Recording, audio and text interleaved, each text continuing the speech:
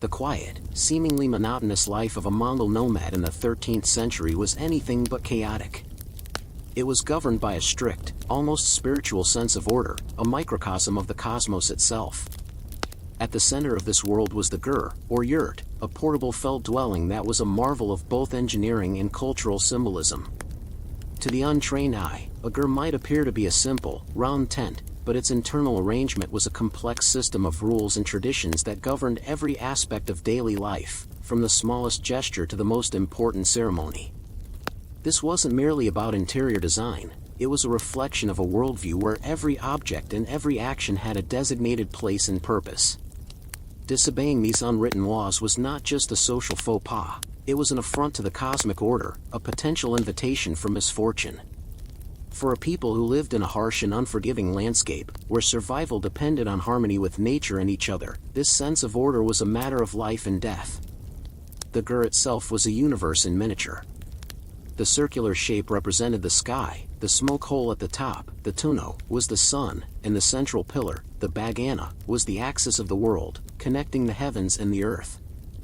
This central pillar was a sacred point, and great care was taken never to lean against it or tie animals to it. The entire structure was oriented with its entrance always facing south, a tradition that offered both a practical and symbolic purpose. The south-facing door provided maximum warmth from the midday sun and protection from the prevailing cold winds that typically blew from the north. Symbolically, the south represented the warmth and light of the sun, and the door was the threshold between the sacred inner world of the family and the vast, often dangerous world outside. As you stepped inside, the first thing you'd notice was the distinct division of space. The gur was split into two primary sides, the right, or male side, and the left, or female side. The right side, known as the koirzak, was the domain of men. This was where saddles, bridles, bows, arrows, and other hunting and herding tools were stored. It was a space of work and preparation, where the tools of a man's livelihood were kept in a state of readiness. The left side, or emktech, was the domain of women. Here, you would find the tools for cooking, sewing, and milk processing, the essential items for maintaining the home and the family's sustenance. This gender division wasn't about superiority or inferiority, it was a recognition of distinct and equally vital roles in the survival of the family and the clan. The most important part of the gur, however, was the north side, directly opposite the entrance. This was the korom, the place of honor. This was where the eldest male, the head of the family, or an honored guest would sit. It was a sacred space where the family's most treasured possessions were kept, the ancestral chests, religious icons, and, most importantly, the family's spiritual banner or a portrait of a revered ancestor. This northern placement was not random, it was tied to the nomadic belief system and the reverence for ancestors who were often buried in the sacred mountains to the north. When a guest entered, they were expected to walk around the central fire in a clockwise direction, a symbolic path mirroring the sun's journey across the sky. This was not a suggestion, it was a deeply ingrained custom. To walk counterclockwise was a sign of great disrespect, an act that could signify ill intent or even bring bad luck. The details of daily life were equally governed by this spatial order. When a family member or a guest sat down, their position relative to the hearth and the door communicated their status. The closer you were to the korom, the more important your position. Children and servants sat closer to the door, while the most respected family members and guests sat on the north side. Even the way a person sat was important. Crossing one's legs or pointing the soles of one's feet toward the hearth or the korom was a grave insult. The hearth itself, a simple stove in the center, was the heart of the home, both literally and symbolically. It was a source of warmth, a place for cooking, and a focal point for family gatherings. The fire was seen as a sacred element, and it was considered an insult to poke it with a sharp object or to throw rubbish into it. These seemingly small rules were the bedrock of social harmony and cohesion in a society without permanent settlements or complex legal systems. They provided a shared understanding of what was right and proper, ensuring that every member of the family and every guest knew their place and their role.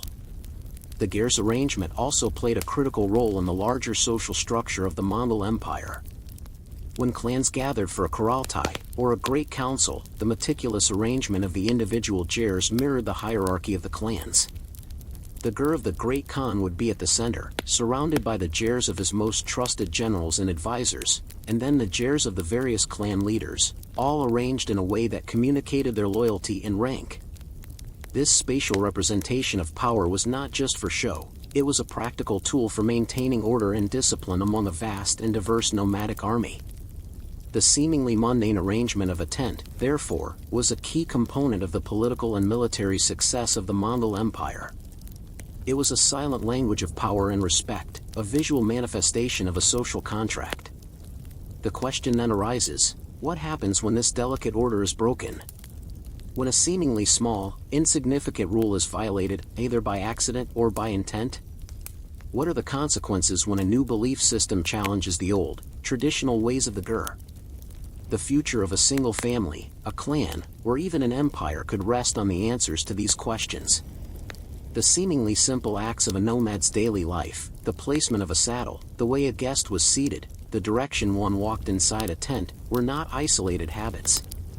They were the physical manifestations of a profound social contract and a sophisticated system of political power. As the Mongol Empire expanded, this intricate etiquette of the Gur became a crucial tool for both conquerors and the conquered. It was a language spoken not in words, but in space and objects, and understanding it was essential for survival and success within the Mongol world. For foreign emissaries, merchants, and even rival leaders seeking audience with the Great Khan, a mistake in this silent language could have dire consequences, ranging from a loss of face to a loss of life.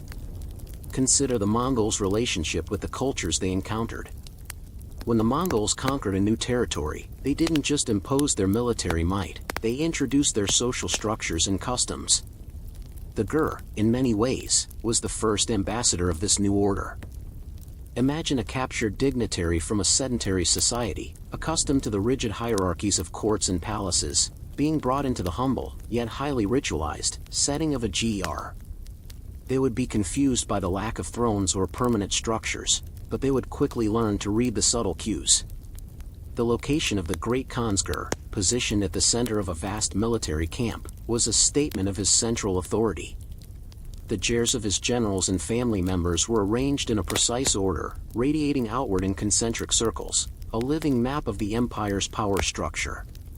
A visitor's place in this camp was a direct indication of their standing in the eyes of the Khan. This spatial communication was also a key to internal control. Within the Mongol army, a commander could quickly assess a new soldier's discipline and understanding of the rules by simply observing their behavior inside a GER. Did they enter correctly, walking clockwise? Did they sit in the appropriate place, according to their rank? Did they respect the sacred objects on the Korom? These seemingly mundane observations were a form of continuous assessment, a way to gauge loyalty and cultural assimilation. A soldier who respected the sacred order of the Gur was more likely to respect the chain of command and the authority of their superiors. It was a form of soft power, a way to unify a diverse array of tribes and conquered peoples under a single, shared set of beliefs and customs. The fire in the hearth, for instance, was a particularly potent symbol. It was the heart of the home, a source of life and warmth in the harsh steppe climate. But it was also a divine element. Mongols believed that spirits of the earth and their ancestors resided in the hearth fire. This reverence led to specific, non-negotiable rules. Throwing a sharp object into the fire, a sign of disrespect, was a punishable offense. Likewise, one could never pour milk or water directly onto the flames, as this would extinguish the life-giving element.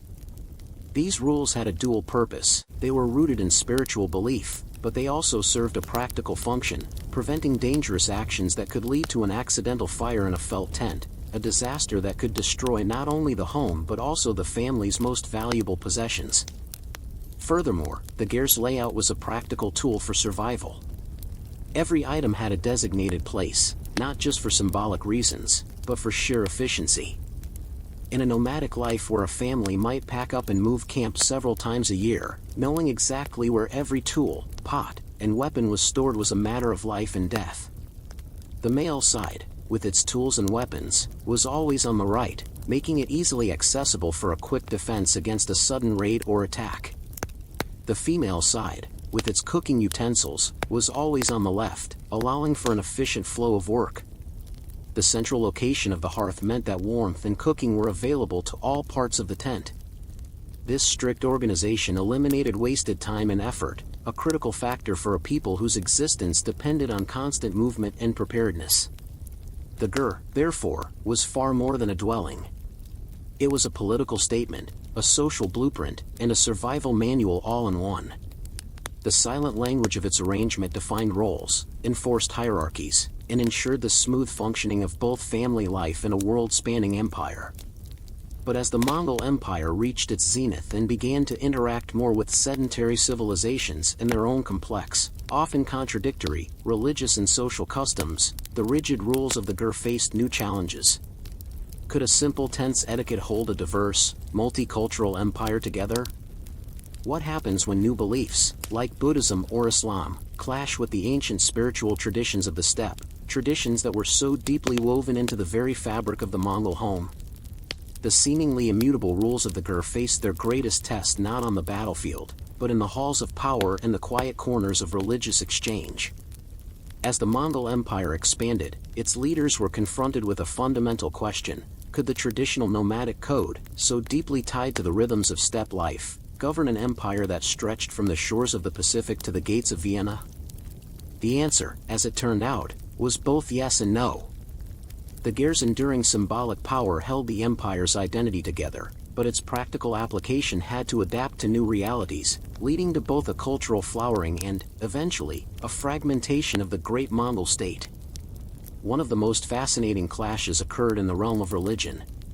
The traditional Mongolian faith was a form of shamanism, deeply intertwined with nature and the reverence for ancestors. The Korom, the northern place of honor, was the sacred space for ancestral spirits and family totems. But when Mongol rulers like Kublai Khan embraced Buddhism, they brought new sacred objects and rituals into this space. Suddenly, the ger was no longer just a shamanistic temple, it was a home for Buddhist relics, a prayer space for Islamic traditions, and a quiet retreat for Christian monks. This wasn't a rejection of the old ways, but a layering of the new. The core structure of the ger remained, but its contents and the rituals performed within it became a fascinating mosaic of a multicultural empire. The clockwise procession, for instance, a staple of Mongol etiquette, was easily adapted by Buddhists who also circled sacred spaces in a clockwise direction. However, for a Muslim, who faced Mecca to pray and follow different customs, the rigid rules of the ger were often a point of confusion and friction. This cultural flexibility was a source of both strength and weakness. It allowed the Mongols to integrate conquered peoples and harness their skills, but it also diluted the very traditions that had once unified them. As different branches of the Mongol Empire settled in places like Persia, China, and Russia, the ger itself began to change. In China, the Mongol rulers adopted permanent palaces and cities, incorporating elements of Chinese architecture and court ceremony into their lives. The yurt, once the center of their existence, became a symbolic structure, a place for hunting trips and ceremonial gatherings, but no longer the primary home. This shift from a nomadic to a sedentary lifestyle eroded the strict code of the ger, as the daily habits and practical necessities that reinforced its rules disappeared. The Mongol identity, once so closely tied to the portable home and its sacred layout, began to splinter. The legacy of the ger's arrangement, however, is not just a tale of decline. It is a powerful example of how a simple, seemingly insignificant social code can hold a vast and diverse society together. The principles of harmony, respect for elders, and the division of labor, all embedded in the ger's layout, became part of the Mongol legal code, the yasa, and influenced the governance of the Mongol Empire long after its nomadic origins were forgotten. The importance of respecting a person's space and their rightful place in a social hierarchy, concepts so clearly articulated in the ger, can be seen in the Mongols' sophisticated system of postal relays and military discipline. They understood that order, no matter how small or mundane, was the bedrock of a functioning system. Today, the ger remains a powerful symbol of Mongolian identity and a testament to the resilience of a nomadic people. while the world has changed and technology has brought new comforts, the traditional gur is still arranged with the same meticulous care, the same respect for tradition, and the same understanding of cosmic order. The tools might have changed, a television might sit on the male side, and a modern stove might replace the central hearth, but the essence of the home, its sacred divisions, and its silent language of respect remain. The seemingly boring details of how one arranges a tent reveal a profound truth about human nature, that we build not just shelters, but entire worlds within our homes, and in those worlds, we codify the values that define us, connect us, and help us survive. It is a subtle lesson that an orderly home can be a blueprint for a stable society, and that the smallest traditions can carry the weight of an entire history. Now that we've completed the 3 sections for Story 1, we can move on to Story 2. Story 2, The Silent Language of a Scribe's Hand. Section 1, The Monotony of the Inkwell. In the quiet, candlelit scriptoriums of medieval Europe, history was not forged by the clash of swords or the roar of a king's decree, but by the patient, repetitive scrape of a goose quill on vellum. The life of a medieval scribe was one of profound, almost monastic, monotony. Their days were a rhythmic cycle of mixing ink, sharpening quills, and painstakingly copying texts, often in complete silence. This was not a glamorous or heroic profession, it was a trait of immense discipline, a physical act of preservation that required an almost inhuman level of patience. And yet, these seemingly boring details, the quality of the ink, the texture of the vellum, the specific way a scribe held their hand, had a monumental impact on the course of Western civilization. Before the invention of the printing press, every book, every legal document, every religious text was a unique, handcrafted object. The scribe was the bottleneck of knowledge, the gatekeeper of information.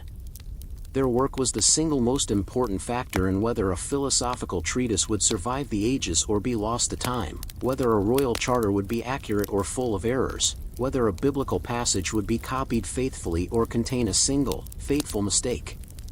This weight of responsibility was carried by men and, less often, women who spent their entire lives hunched over a desk, their bodies contorted by the labor of writing.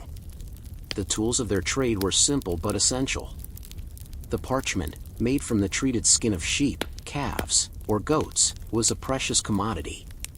Preparing it was a messy, time-consuming process that involved soaking the skins in lime, scraping them to remove hair and fat, stretching them on a frame, and finally polishing them with a pumice stone. This labor-intensive process meant that a single book could take hundreds of animal skins to complete. The ink, a mixture of soot, gum arabic, and water, had to be carefully prepared each day to ensure the right consistency. Too thin, and it would bleed through the page; too thick, and it would clog the delicate quill nib. The quill itself was a personal tool, carefully cut and sharpened by the scribe from a goose feather. The quality of the feather, its angle, its flexibility, determined the quality of the line.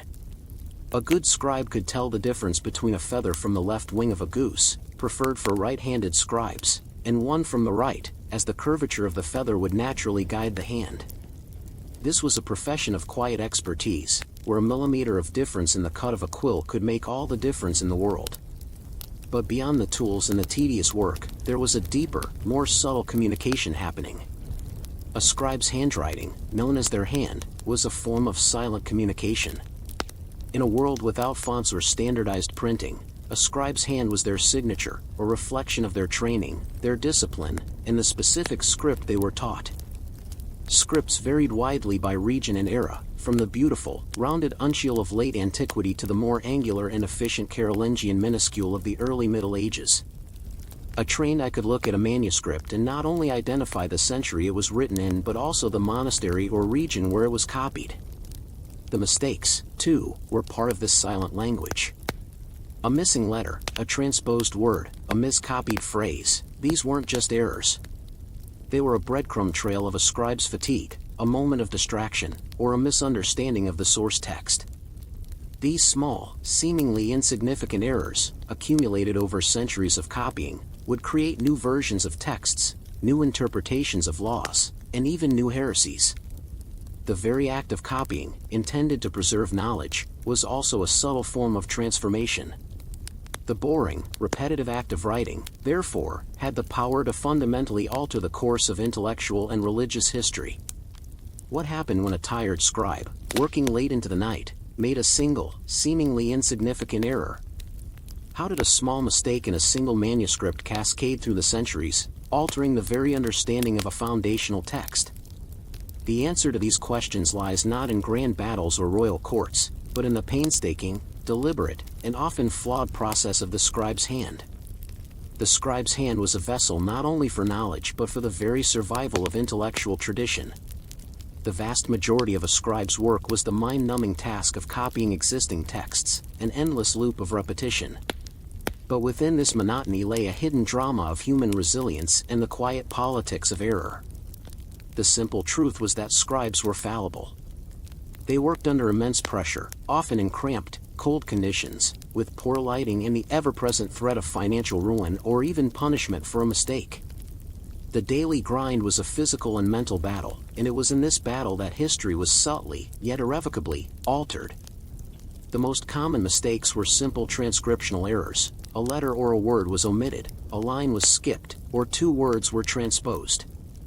These were often a result of saut du meme au meme, a jump from same to same, where a scribe's eye would skip from a word in one line to the same word in a later line, leaving out the entire passage in between.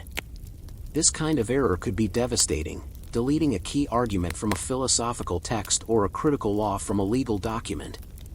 But scribes also made errors born of misunderstanding.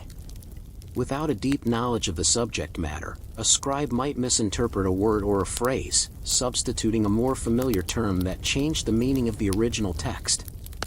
For example, a scribe copying a medical treatise might confuse two different herbs, a seemingly small error that could have lethal consequences for a patient decades later. The political and religious implications of these mistakes were immense. During the great theological debates of the early Middle Ages, for example, a single miscopied phrase in a biblical text could be used to support a heretical argument. A well-known case involves the word filioque and the Son, added to the Nicene Creed in the West, which became a central point of contention in the Great Schism between the Roman Catholic and Eastern Orthodox churches. While the original edition was a deliberate theological decision, countless scribal errors and subsequent copies of the Creed served to either reinforce or confuse the matter, adding fuel to the fire. The very documents that were supposed to be sources of truth became sources of discord, all thanks to the quiet hand of a scribe. Beyond the mistakes, the scribe also acted as an editor and, at times, a censor. The physical effort required to create a manuscript meant that every piece of text was valuable. A scribe often had to make a choice: which texts were worth the immense effort of copying. This was not always a neutral decision. Monastic scribes prioritized religious texts, while university scribes focused on philosophical and legal works.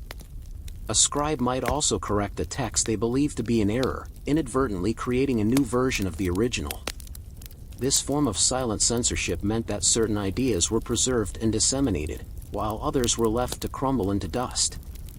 The seemingly boring act of copying was, in fact, a powerful form of cultural and intellectual selection. The scribe's resilience in the face of this demanding life is a testament to the power of tradition. They developed clever techniques to manage their work and avoid errors. They used prick marks and ruling lines to keep their writing straight and consistent. They devised a system of colophons, short notes at the end of a manuscript that told a story of its creation, who copied it, when they finished, and sometimes even their personal feelings about the project. These colophons are a rare glimpse into the mind of a medieval worker, revealing their fatigue, their pride, and sometimes, their despair. One scribe wrote, "He who does not know how to write believes it to be no labor. For 3 fingers hold the pen, but the whole body labors." The silent world of the scriptorium, therefore, was not a place of stagnant history, but a dynamic arena where human fallibility and resilience shaped the intellectual landscape of a continent. A single miscopied word could ignite a theological war, and the choice to copy one book over another could determine the fate of an entire body of knowledge. What happens when the world is suddenly flooded with a new technology that makes the work of the scribe obsolete? When the painstaking, individual craft of the hand is replaced by the uniform, mechanical press? What is the fate of a scribe, a profession so deeply rooted in the physical act of creation, in the face of such a revolution. The quiet, deliberate world of the scribe came to a jarring, almost brutal, end with the invention of the printing press by Johannes Gutenberg in the mid-15th century. This new technology, with its movable type and mechanical precision, promised to do in a single day what a scribe could barely accomplish in a year. The transition was not an immediate, clean break.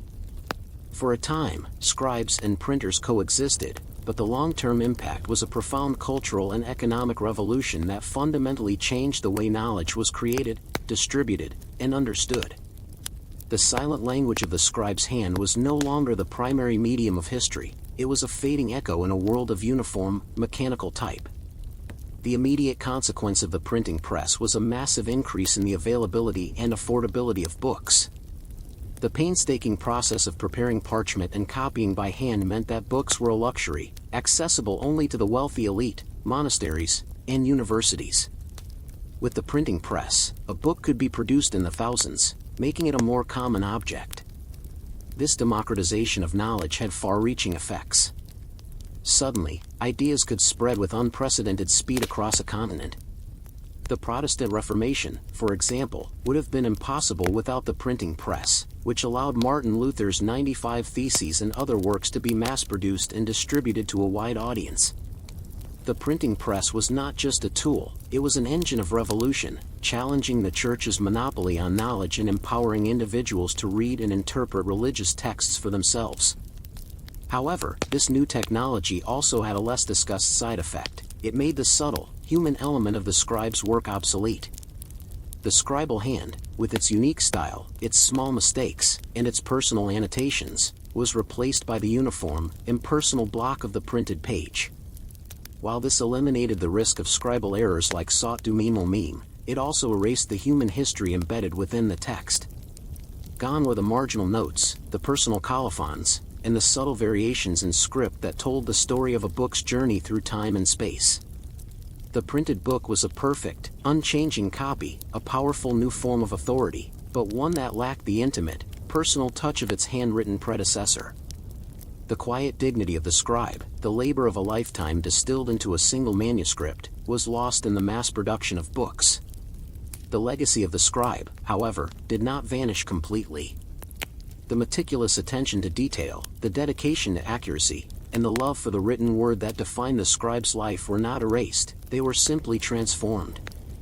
The skills of the scribe were repurposed for the new age. Many scribes became printers, typesetters, or correctors, using their knowledge of script and text to ensure the quality of the new printed books. Their centuries-long tradition of careful preservation laid the groundwork for the modern publishing industry. Even the design of early fonts, like the elegant humanist minuscule script used by Renaissance scribes, was directly inspired by the most beautiful and legible handwriting of the pre-printing era. The history of the scribe's hand is a powerful lesson in the subtle, yet profound, impact of boring labor. It reminds us that the grand narratives of history are often built on the backs of ordinary people performing tedious, repetitive tasks. The small, seemingly insignificant details of their daily lives, the sharpening of a quill, the mixing of ink, the steady rhythm of their hand, were the very foundation upon which the intellectual and religious revolutions of the Western world were built. The scribe, with their quiet diligence and their human fallibility, was a central, yet often forgotten, figure in a story far greater than their own. Their work is a testament to the idea that even the most monotonous of tasks, when performed with care and dedication, can shape the course of history in ways we can't always see, but whose effects we feel to this day. The might of the Roman Empire is often depicted in the thunder of legions and the grandeur of marble temples. But it's true, enduring strength was built on something far more mundane, the slow, methodical work of the Roman surveyor, or agrimensor. These men, armed with little more than a set of poles and a peculiar tool called a groma, laid the silent, invisible foundation for an empire that would last for centuries. Their job was not just to measure land, but to impose order upon a chaotic world, to turn wild forests and untamed hills into a rational, manageable grid. This seemingly boring task of measuring and mapping was a fundamental pillar of Roman control and a testament to their obsession with order and practicality. The agrimenser's most essential tool was the groma, a simple but ingeniously effective instrument. It consisted of a vertical staff topped with a horizontal cross, from which hung 4 plumb bobs. By aligning the plumb bobs with the central staff, the surveyor could establish perfect right angles and straight lines.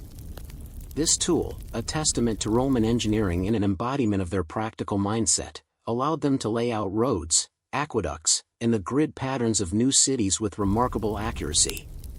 The groma was the physical manifestation of Roman order, a quiet declaration that even the most untamable landscapes could be brought under the control of reason and geometry.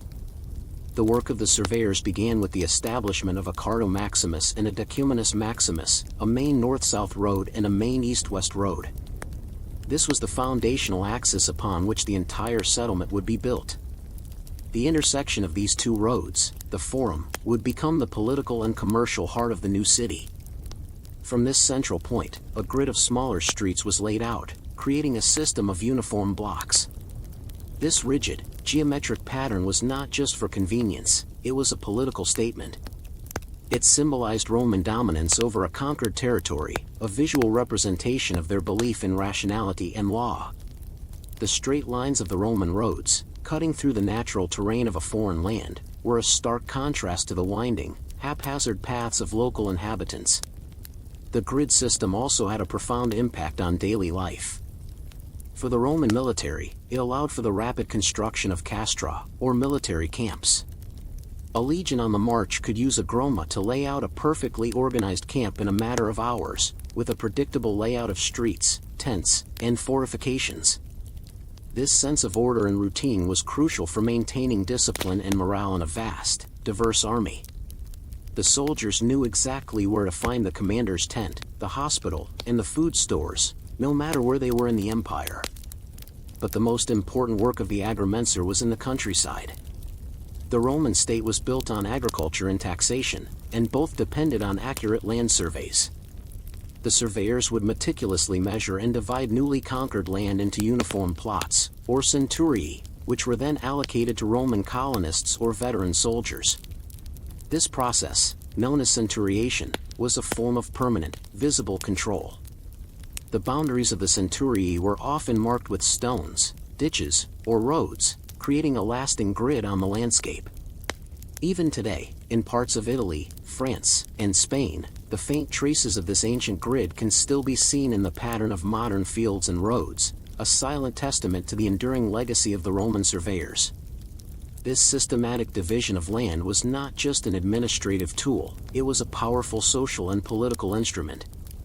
By granting land to loyal citizens and retired soldiers, Rome created a network of vested interests, people who had a personal stake in the stability and continued success of the empire.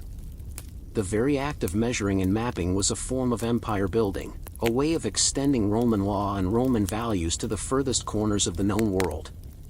The land, once wild and undefined, was now a neatly organized piece of a much larger, and much more powerful, whole. But what happens when the perfect grid meets an imperfect reality? What are the human stories behind the lines on a map, the small, quiet rebellions or compromises that had to be made when Roman order came face to face with local customs, ancient burial grounds, or stubborn natural obstacles? The history of the Roman surveyors is not just one of straight lines and right angles, it is also a story of constant negotiation, adaptation, and the slow, grinding process of making an abstract idea a physical reality. The Roman grid, for all its geometric perfection, was an ideal that had to contend with the messy, unpredictable reality of a conquered landscape. The agrimensors were not simply applying a preordained pattern to a blank canvas, they were negotiating with nature itself, and with the stubborn traditions of the local peoples. The true history of the Roman surveyors is one of constant adaptation, compromise, and the quiet, often unseen struggles of imposing order on a world that resisted it. The most immediate and obvious obstacles were natural. A Roman surveyor's work was far from a straight, uninterrupted line. They had to contend with rivers, swamps, forests, and steep hills. While the ideal was a perfectly straight road or a neatly divided plot of land, practicality often won out. The surveyors would have to deviate, creating curves and detours to navigate impassable terrain. The famous straightness of the Roman roads is a testament to their ambition, but a closer look reveals the countless subtle bends and turns that were necessary to go around a large rock outcrop or a sacred grove that could not be disturbed. These small, seemingly insignificant deviations were the silent footnotes to the grand story of Roman conquest, a physical record of the compromises made between human design and natural reality. Beyond the natural world, the surveyors also had to navigate the even more complex terrain of human custom and belief. When a new territory was conquered, the Roman state did not simply erase all previous land ownership. Instead, it often had to integrate and legitimize existing property lines and ancient boundaries. A small, seemingly random piece of land might have been a family burial plot, a communal grazing ground, or the site of a local religious ceremony. The agrimensors, who were not just engineers but also legal and religious officials, had to be sensitive to these pre-existing claims. A failure to do so could lead to a local uprising, a breakdown in social order, or, in a world steeped in superstition, the perceived wrath of angry deities. The lines on the Roman maps were not drawn in a vacuum, they were overlaid onto a pre-existing human geography, and the compromises made to accommodate local traditions are often invisible to modern eyes. This process of adaptation was crucial for the long-term stability of the empire. By allowing local customs to coexist with Roman law, the empire created a sense of shared identity and ownership. It was a strategy of soft power, where the visible symbols of Roman authority, the roads, the grids, the aqueducts, were subtly blended with the invisible lines of local history and tradition. The surveyors were at the forefront of this effort, acting as a crucial link between the central authority in Rome and the diverse populations of the provinces.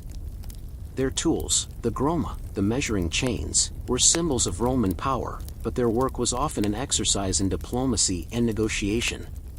The lives of the surveyors themselves were a microcosm of this blend of order and chaos. They were highly respected and well-paid officials, but their work was physically demanding and often dangerous. They lived for months in the wilderness, exposed to the elements, and vulnerable to attacks from local bandits or hostile tribesmen. The detailed notebooks and legal texts they produced, which survive to this day, reveal a meticulous, almost obsessive attention to detail, but also a deep knowledge of the practical challenges of their trade. These were not armchair theorists, they were hardened professionals who understood that the perfect geometric ideal of Rome had to be grounded in the muddy, uncooperative reality of the earth. This tension between the ideal and the real is the hidden drama of the Roman grid. It is the story of a surveyor's hand, holding the groma steady, while their mind weighed a perfectly straight line against the need to respect an ancient sacred grove.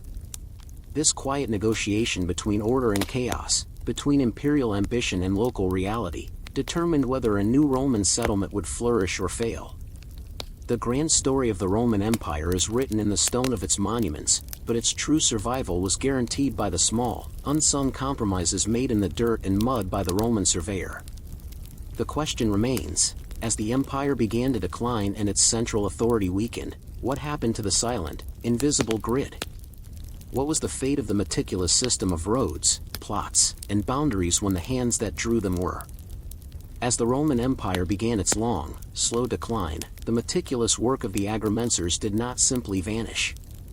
The grid they had so carefully laid across Europe, North Africa, and the Middle East became a ghost of its former self, a silent, invisible influence on the landscapes and legal systems that followed.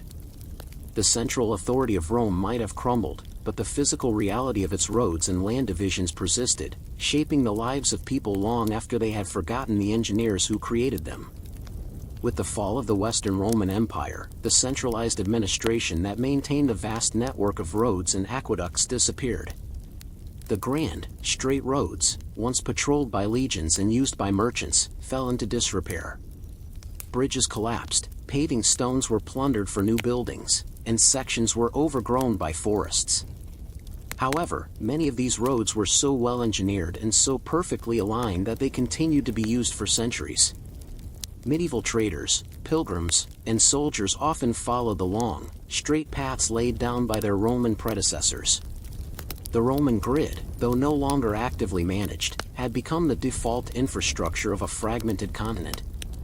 This continuity highlights a crucial aspect of the surveyor's legacy. They did not just build for their own time, they built for permanence. The most profound and lasting legacy of the agrimensors was not in the roads, but in the land itself. The system of centuriation had created a permanent, geometric pattern on the landscape. These divisions, once legally and administratively enforced by Rome, became the basis for property lines and land ownership in the succeeding centuries. Even as new feudal systems emerged and land was redistributed, the ancient Roman boundaries often remained a reference point. The centurii became the foundation of local land registries and the basis for agricultural production. In parts of Italy, for instance, the original Roman grid still influences the pattern of irrigation ditches, field divisions, and even the names of local roads. The ghost of the Roman grid is still there, a silent blueprint underlying the modern rural landscape. This enduring legacy demonstrates the power of a boring detail to shape the course of history in a way that is far more lasting than any military victory. The empires that followed Rome did not have to start from scratch, they inherited a pre-existing, rationalized landscape. The Roman obsession with order and measurement was so thorough that it embedded itself into the very earth, becoming a fundamental part of the European and Mediterranean world. The work of the surveyors laid the groundwork for modern concepts of property law, city planning, and infrastructure. The story of the Roman surveyors is a powerful reminder that history is not just about the dramatic events we read in history books, but also about the quiet, mundane labor that provides the foundation for everything else. The meticulous work of a handful of men with a groma and a set of ropes had a more lasting impact on the physical and legal world than the conquests of many emperors. It's a lesson that true power is not just about conquering territory, but about defining it, organizing it, and making it your own, line by straight line. The Roman surveyors didn't just create roads, they created a world, and we still live within its boundaries. No longer there to enforce their authority. As the Roman Empire began its long, slow decline, the meticulous work of the agrimensors did not simply vanish. The grid they had so carefully laid across Europe, North Africa, and the Middle East became a ghost of its former self, a silent, invisible influence on the landscapes and legal systems that followed. The central authority of Rome might have crumbled, but the physical reality of its roads and land divisions persisted, shaping the lives of people long after they had forgotten the engineers who created them. With the fall of the Western Roman Empire, the centralized administration that maintained the vast network of roads and aqueducts disappeared. The grand, straight roads, once patrolled by legions and used by merchants, fell into disrepair. Bridges collapsed, paving stones were plundered for new buildings, and sections were overgrown by forests. However, many of these roads were so well engineered and so perfectly aligned that they continued to be used for centuries. Medieval traders, pilgrims, and soldiers often followed the long, straight paths laid down by their Roman predecessors. The Roman grid, though no longer actively managed, had become the default infrastructure of a fragmented continent. This continuity highlights a crucial aspect of the surveyors' legacy. They did not just build for their own time, they built for permanence. The most profound and lasting legacy of the agrimensors was not in the roads, but in the land itself. The system of centuriation had created a permanent, geometric pattern on the landscape. These divisions, once legally and administratively enforced by Rome, became the basis for property lines and land ownership in the succeeding centuries. Even as new feudal systems emerged and land was redistributed, the ancient Roman boundaries often remained a reference point. The centurii became the foundation of local land registries and the basis for agricultural production. In parts of Italy, for instance, the original Roman grid still influences the pattern of irrigation ditches, field divisions, and even the names of local roads. The ghost of the Roman grid is still there, a silent blueprint underlying the modern rural landscape. This enduring legacy demonstrates the power of a boring detail to shape the course of history in a way that is far more lasting than any military victory. The empires that followed Rome did not have to start from scratch, they inherited a pre-existing, rationalized landscape. The Roman obsession with order and measurement was so thorough that it embedded itself into the very earth, becoming a fundamental part of the European and Mediterranean world. The work of the surveyors laid the groundwork for modern concepts of property law, city planning, and infrastructure.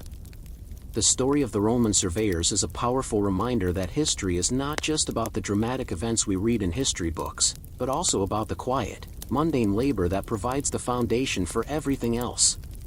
The meticulous work of a handful of men with a groma and a set of ropes had a more lasting impact on the physical and legal world than the conquests of many emperors.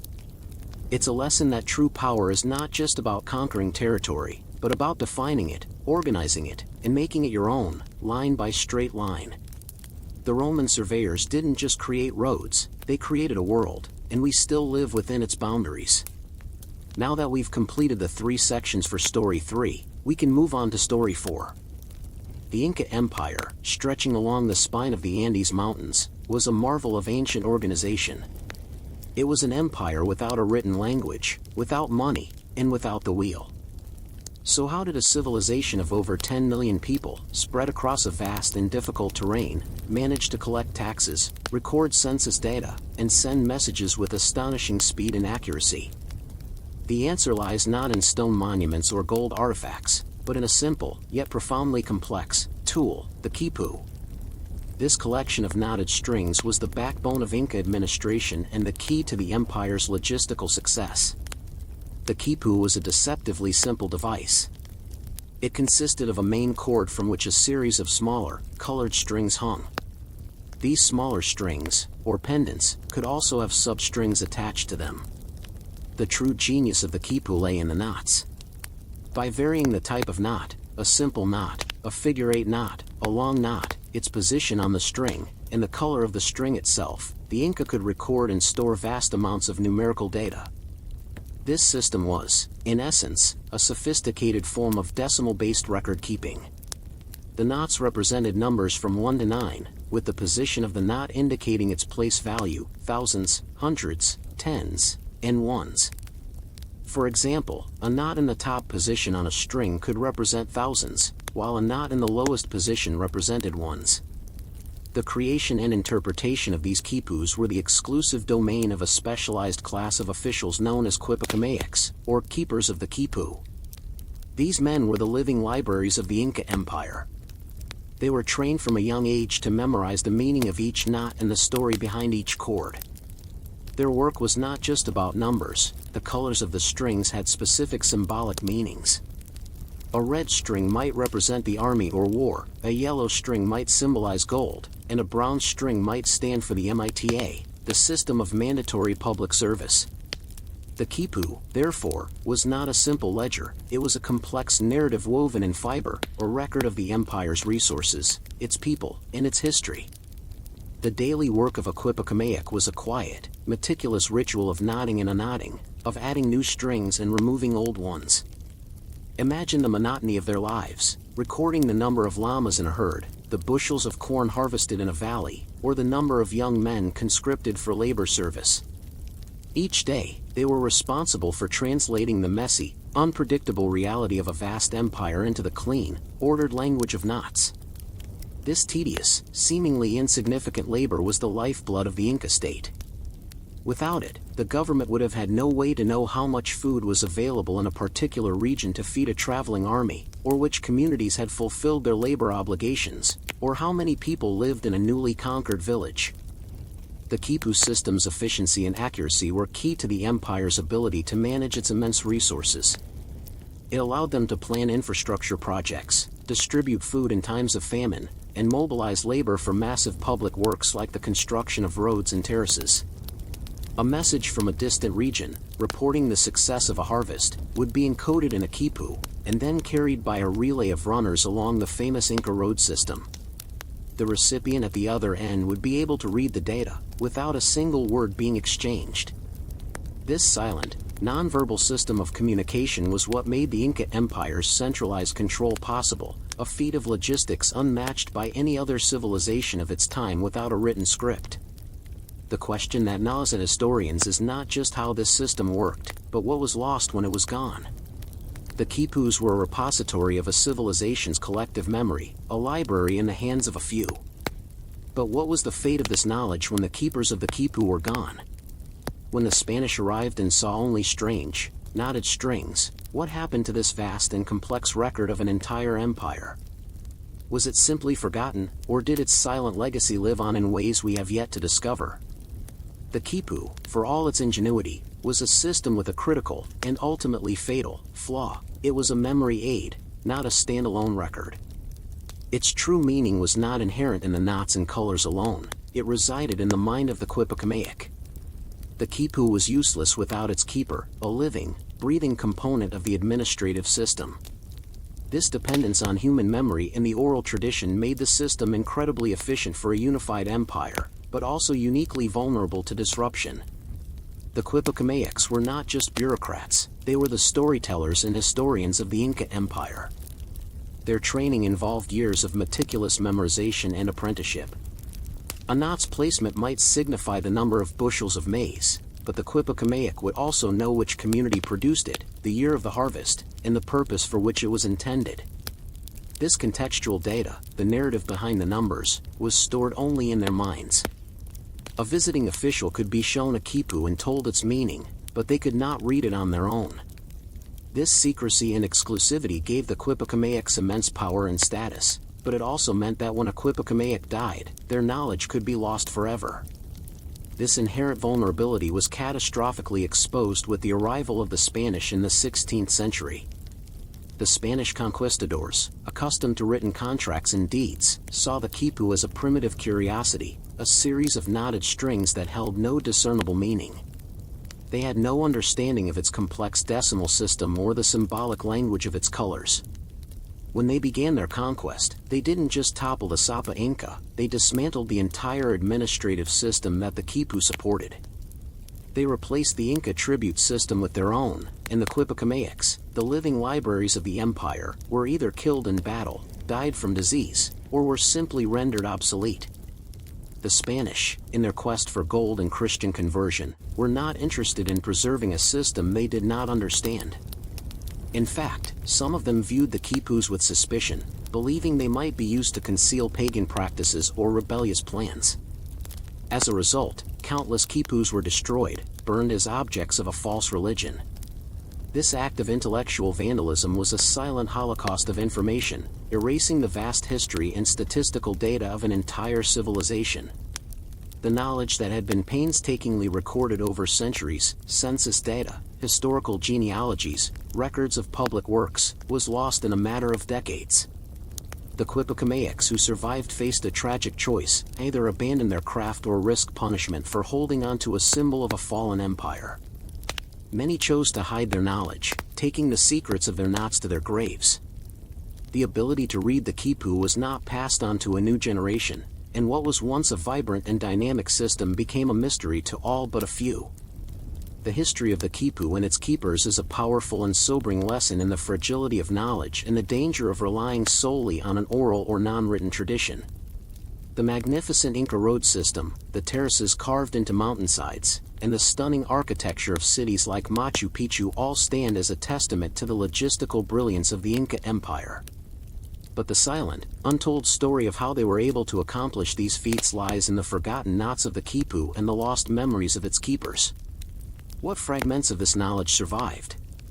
Did the quipu's legacy simply disappear, or did it subtly influence the lives and traditions of the Andes in ways that are still visible today?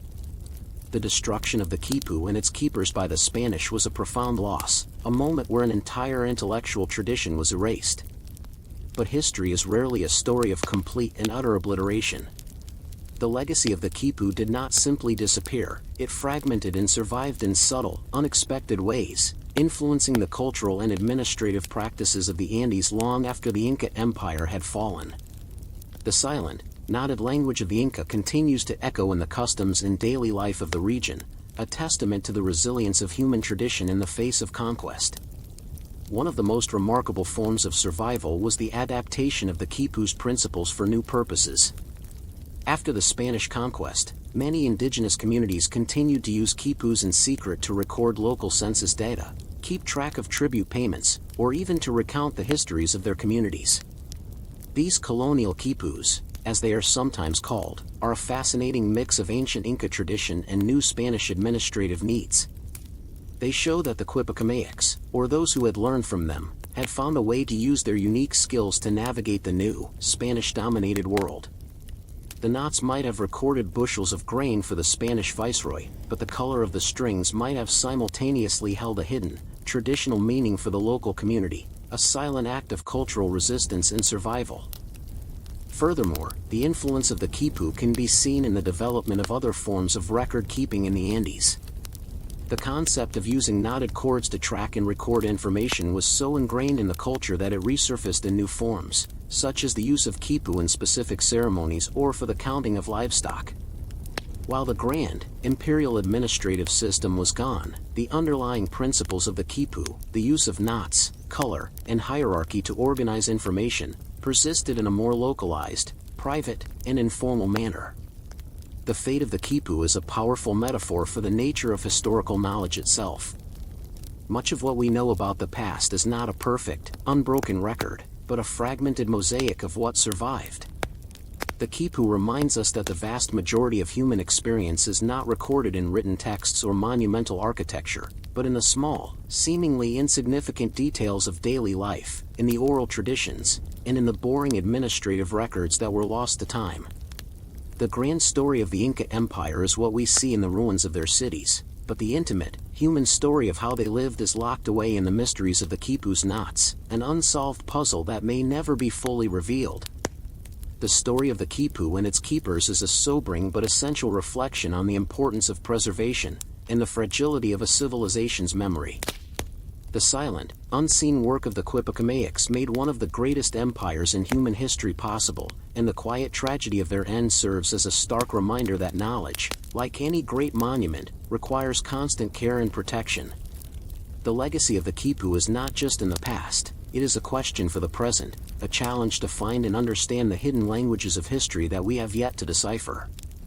Now that we've completed the 3 sections for Story 4, we can move on to Story 5. The power of the Roman army is often attributed to its discipline and fighting prowess, but its true genius lay in its logistics and its obsessive, almost boring, commitment to routine. The most critical component of this well-oiled machine was not the pilum or the gladius, but the castra, or military camp. This temporary, yet meticulously designed, fortress was the beating heart of a legion on the march, and its construction was a ritual of silent, organized labor that transformed a chaotic, foreign landscape into a rational, Roman space. This seemingly mundane daily act of building and deconstructing a camp was the bedrock of Roman military success, ensuring that a legion could survive and thrive in any environment. Every day, at the end of a long march, the legion would halt and begin a process that was as ingrained as breathing. While a small contingent of soldiers stood guard, the rest of the legion, under the supervision of a specialized castrarum matator, camp planner, would set about building their temporary home. The process was a model of efficiency and was based on a single, standardized plan that every soldier knew by heart. The castra was a perfect square or rectangle, its dimensions predetermined and its layout unchangeable. This geometric precision was not an accident, it was a psychological and practical tool. A soldier, no matter if they were in the deserts of North Africa or the forests of Gaul, would always know where to find their tent, their commander's quarters, or the nearest latrine. The first step was the establishment of the central axis, or the Cardo Maximus and Decumanus Maximus, the same principles used by the civilian surveyors. These main roads intersected at the heart of the camp, where the general's tent, or praetorium, was located. From this central point, the rest of the camp was laid out with mathematical precision. The tents of the legionaries were arranged in neat blocks, with specific areas for each cohort and century. The fabrica, workshop, valetudinarium, hospital, and horia, granaries, all had a designated, predictable location. This rigid organization was a powerful tool for discipline and control. A commander could find any soldier or any resource in a matter of minutes, eliminating the chaos and confusion that plagued less organized armies. Beyond the internal layout, the castra was also a formidable defensive structure. A ditch, or fossa, was dug around the perimeter, and the earth from the ditch was used to build a rampart, or agger. This rampart was then topped with a wooden palisade made from stakes that each soldier carried with them on the march. This meant that a legion could, in a matter of hours, transform a vulnerable encampment into a fortified base, safe from surprise attacks. This was a direct contrast to the more informal camps of their enemies, who often slept in open fields or disorganized clusters, making them easy prey for a surprise raid. The repetitive, almost boring, nature of this daily routine had a profound psychological impact on the legionaries. It instilled a deep sense of order, discipline, and shared purpose.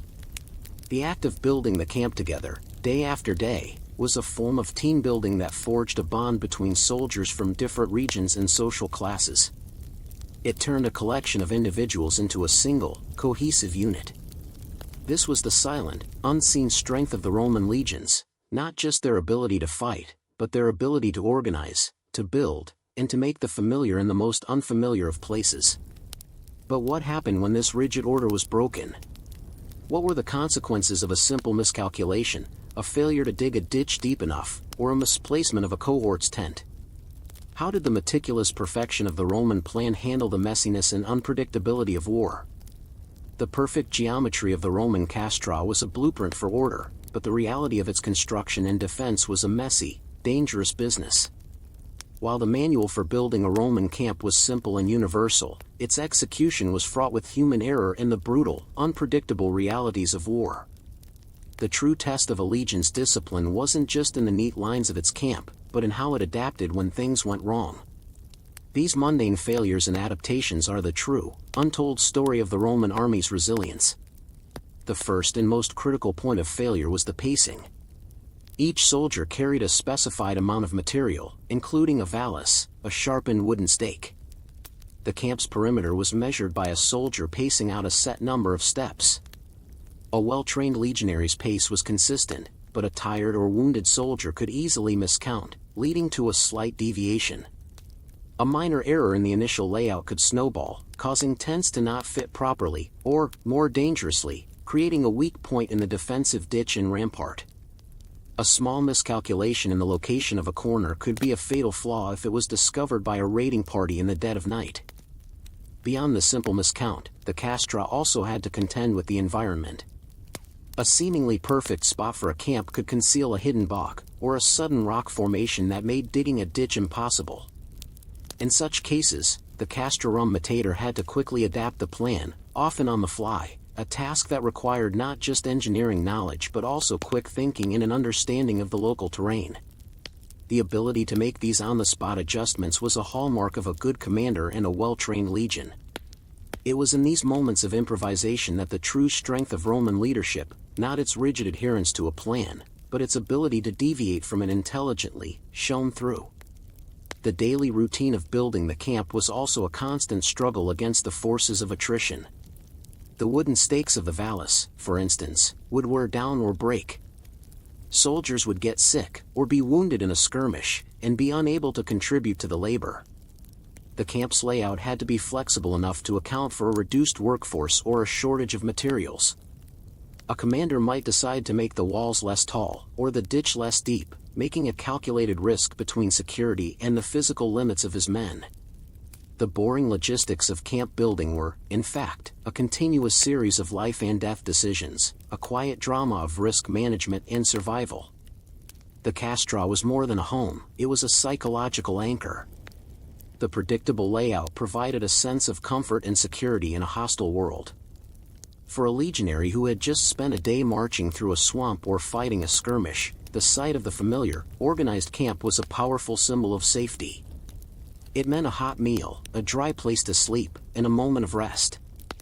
A commander who failed to provide this sense of order was not only risking a physical breach but also a psychological one, eroding the very discipline that made the legion so formidable. This emotional dimension, often overlooked, was a key component of the castra's role in maintaining morale and ensuring the army's long-term success. The meticulous, but fallible, process of building a Roman camp reveals a more human story of the Roman army. It shows us that their strength was not a preordained fact, but a daily, painstaking achievement, earned through a combination of brilliant design, ruthless pragmatism, and the silent resilience of its soldiers.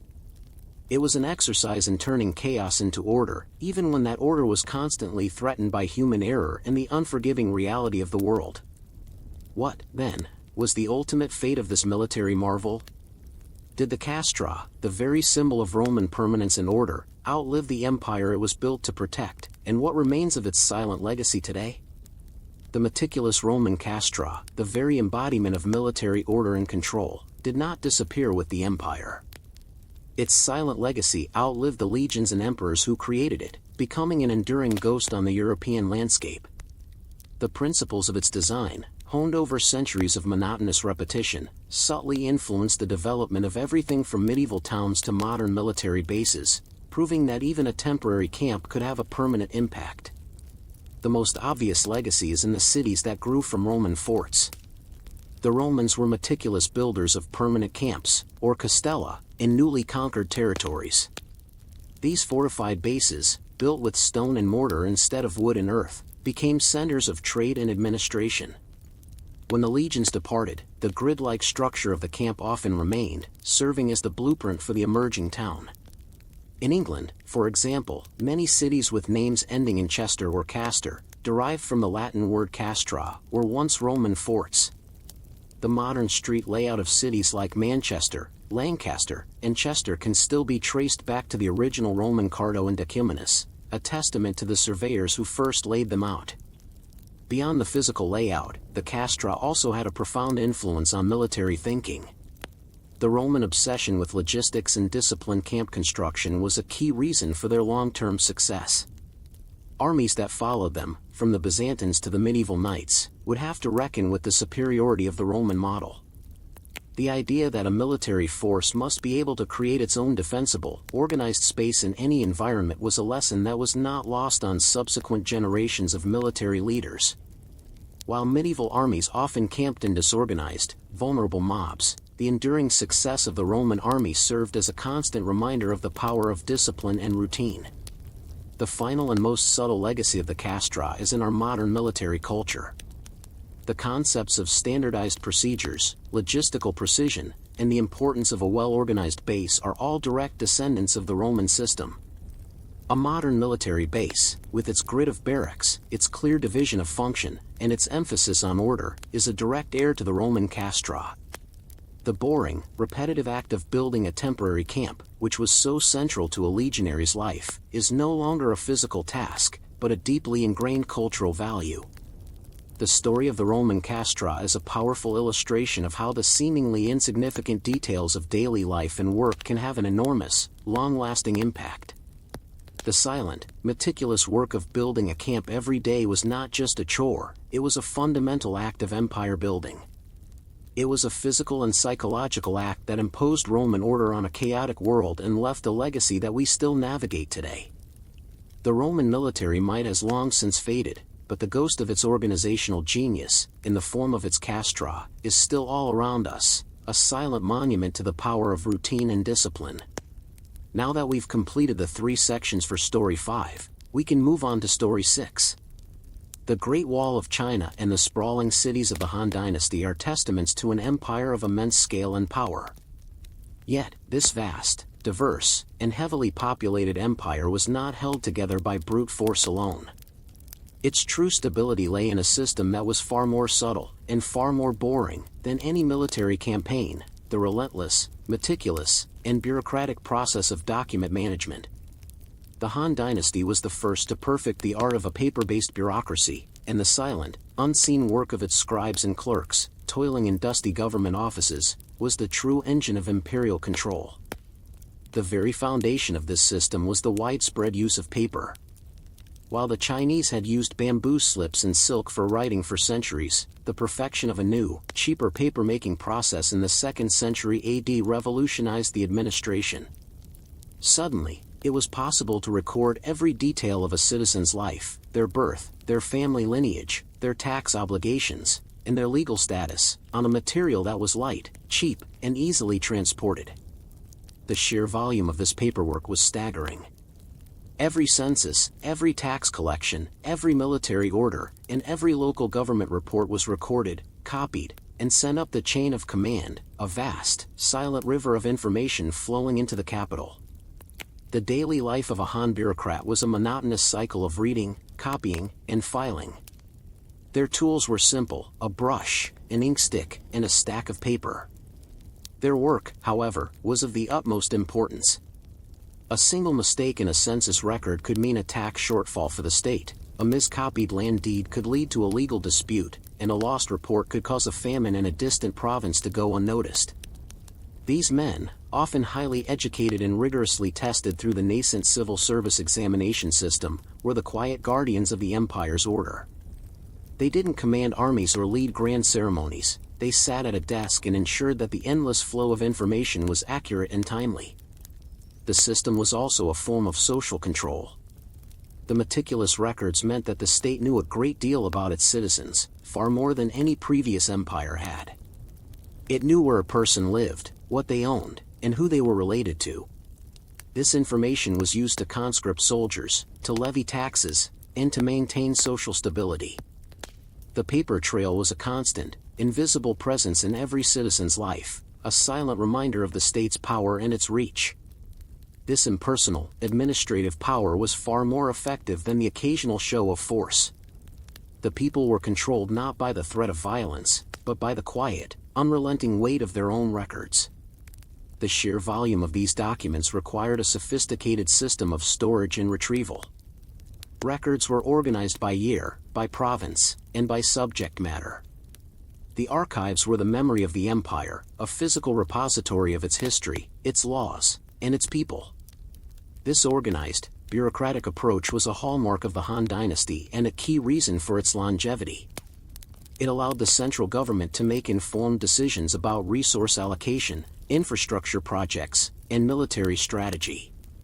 It was a victory of dull routine over the chaos of a vast and unmanageable state.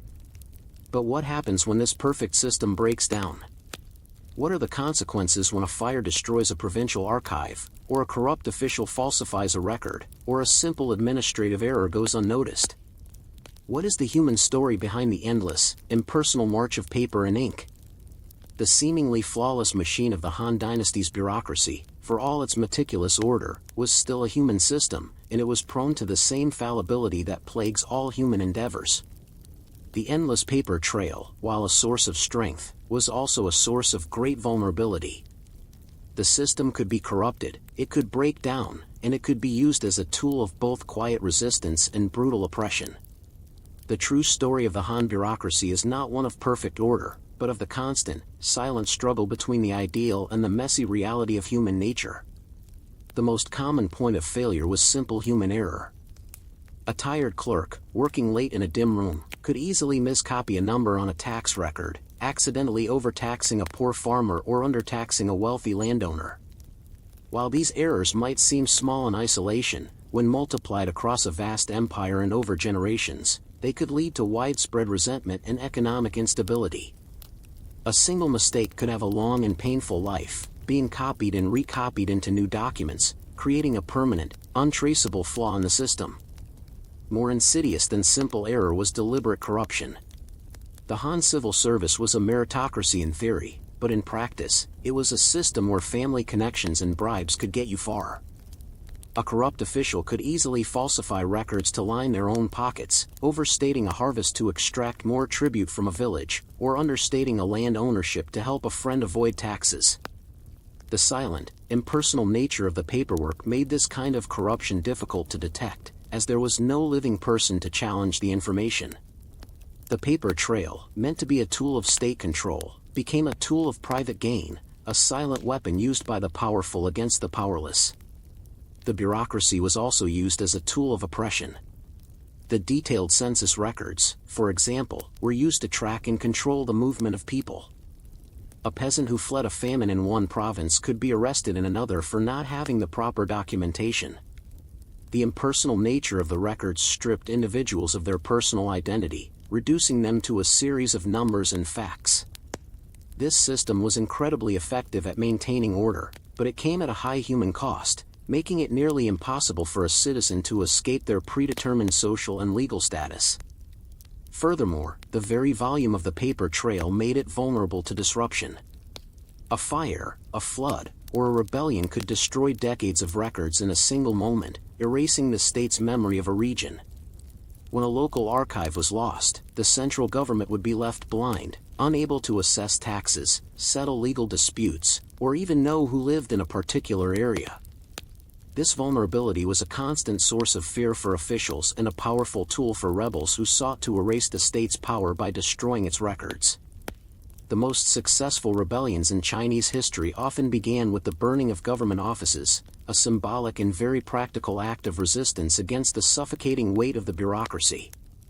The story of the Han bureaucracy is a powerful lesson in the limitations of even the most well-designed system.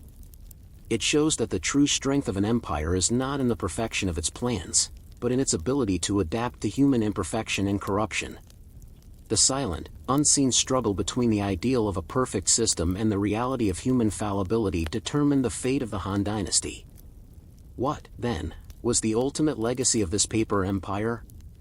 Did the endless records and the meticulous system of filing simply disappear with the fall of the Han, or did its ghost continue to haunt the administrations that followed? The collapse of the Han dynasty in the 3rd century AD was a cataclysmic event, but its bureaucratic legacy, born of paper and ink, proved more durable than any imperial army. The system of meticulous record-keeping did not disappear, it was fragmented and inherited by the dynasties that followed, becoming a foundational principle of Chinese governance for over 2 millennia. The ghost of the Han paper empire continued to haunt the corridors of power, a silent, unchanging blueprint for how a vast nation could be controlled and administered. The most profound legacy was the institutionalization of the civil service examination system.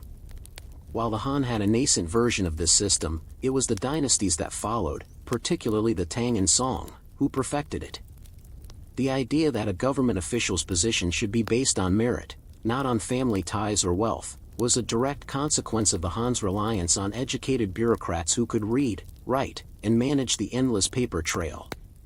This system, which lasted until the early 20th century, created a class of scholar officials who were trained to think in terms of order, logic, and meticulous documentation. The boring, repetitive work of a Han clerk was elevated into a prestigious, and politically powerful, profession. Furthermore, the very concept of the centralized, paper-based state became the default model for Chinese governance.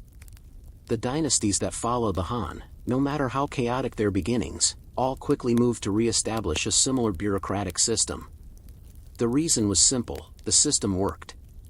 The ability to collect taxes, to conscript soldiers, to distribute food in times of famine, and to enforce laws across a vast and diverse land was impossible without a detailed, written record.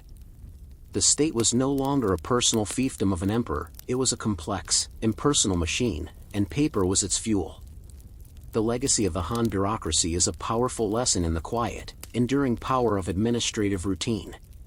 While we often focus on the dramatic battles and the rise and fall of great leaders, the true foundation of Chinese imperial history was the relentless, unseen work of its bureaucrats. Their use of paper to create a vast, and largely anonymous, record of the empire's people and resources was a revolutionary act that changed the nature of governance forever. It created a system of impersonal control that was both flexible enough to adapt to new dynasties and rigid enough to maintain stability over centuries. The story of the Han bureaucracy, therefore, is not just about the past, it's a reflection on the present. We live in a world defined by its own kind of paper trail, a digital bureaucracy that records and tracks our lives in a way the Han could only have dreamed of. The quiet, invisible power of this information, and the men and women who manage it, is a direct legacy of the boring, meticulous work of a Han dynasty clerk. The past, in this sense, is not just a story we read, it's a system we inhabit, a silent, enduring ghost that guides our lives even today. Now that we've completed the 3 sections for Story 6, we can move on to Story 7. The aqueducts of ancient Rome stand as a monumental testament to engineering genius, a series of stone arches and channels that brought a continuous flow of water to a city of over 1 million people. But the true story of these great waterways is not in their magnificent arches, but in the unseen, often boring labor of the men who kept them running. The aquarii, or aqueduct keepers, were the silent, anonymous workforce whose daily lives were a monotonous cycle of inspection, repair, and constant vigilance. Their work, a quiet ballet of routine maintenance, was what truly sustained the urban life of Rome, ensuring that the city's fountains, baths, and homes did not run dry. The aqueduct system was a fragile marvel, a continuous flow of water carried over dozens of miles, subject to the whims of weather, the slow creep of natural decay, and the occasional sabotage. The aquarii were the first line of defense against these threats. Their day began with a meticulous inspection of their assigned section, a silent, solitary walk along the channel, looking for the smallest crack, the slightest leak, or a buildup of sediment. They were armed with simple tools, a hammer, a trowel, and a keen eye for detail. This was not a job for the glory seeker, it was a job for the patient and the observant. The most common and most critical task was dealing with calcium buildup. The water, sourced from natural springs, was rich in minerals that would slowly, over time, form a hard layer of calcium on the inside of the channels. This buildup, known as cinder, would reduce the flow of water and, if left unchecked, could eventually block the channel entirely. The aquarii spent countless hours chipping away at this buildup, a grueling and tedious process that required them to work in damp, dark, and often cramped spaces. This was the true, unsung battle of the Roman Empire, not against barbarian hordes, but against the slow, silent forces of nature. The life of an Aquarius was one of constant physical labor and quiet intellectual engagement. They had to know their section of the aqueduct intimately, memorizing every curve, every joint, and every section of pipe. They had to be able to identify a problem quickly and know exactly what was needed to fix it. A small leak might be plugged with mortar, but a larger crack could require a more extensive repair. They also had to be masters of their own tools, able to mix mortar to the right consistency, lay bricks with precision, and cut stone to fit perfectly. This was a skilled trade, a form of quiet, hands-on engineering that was passed down from father to son. This meticulous, unglamorous work was a direct reflection of Roman values. The Romans understood that a great city was not built on grandeur alone, it was built on the foundation of mundane, reliable infrastructure. The flow of water was a constant reminder of the state's ability to provide for its citizens, to bring order and comfort to daily life.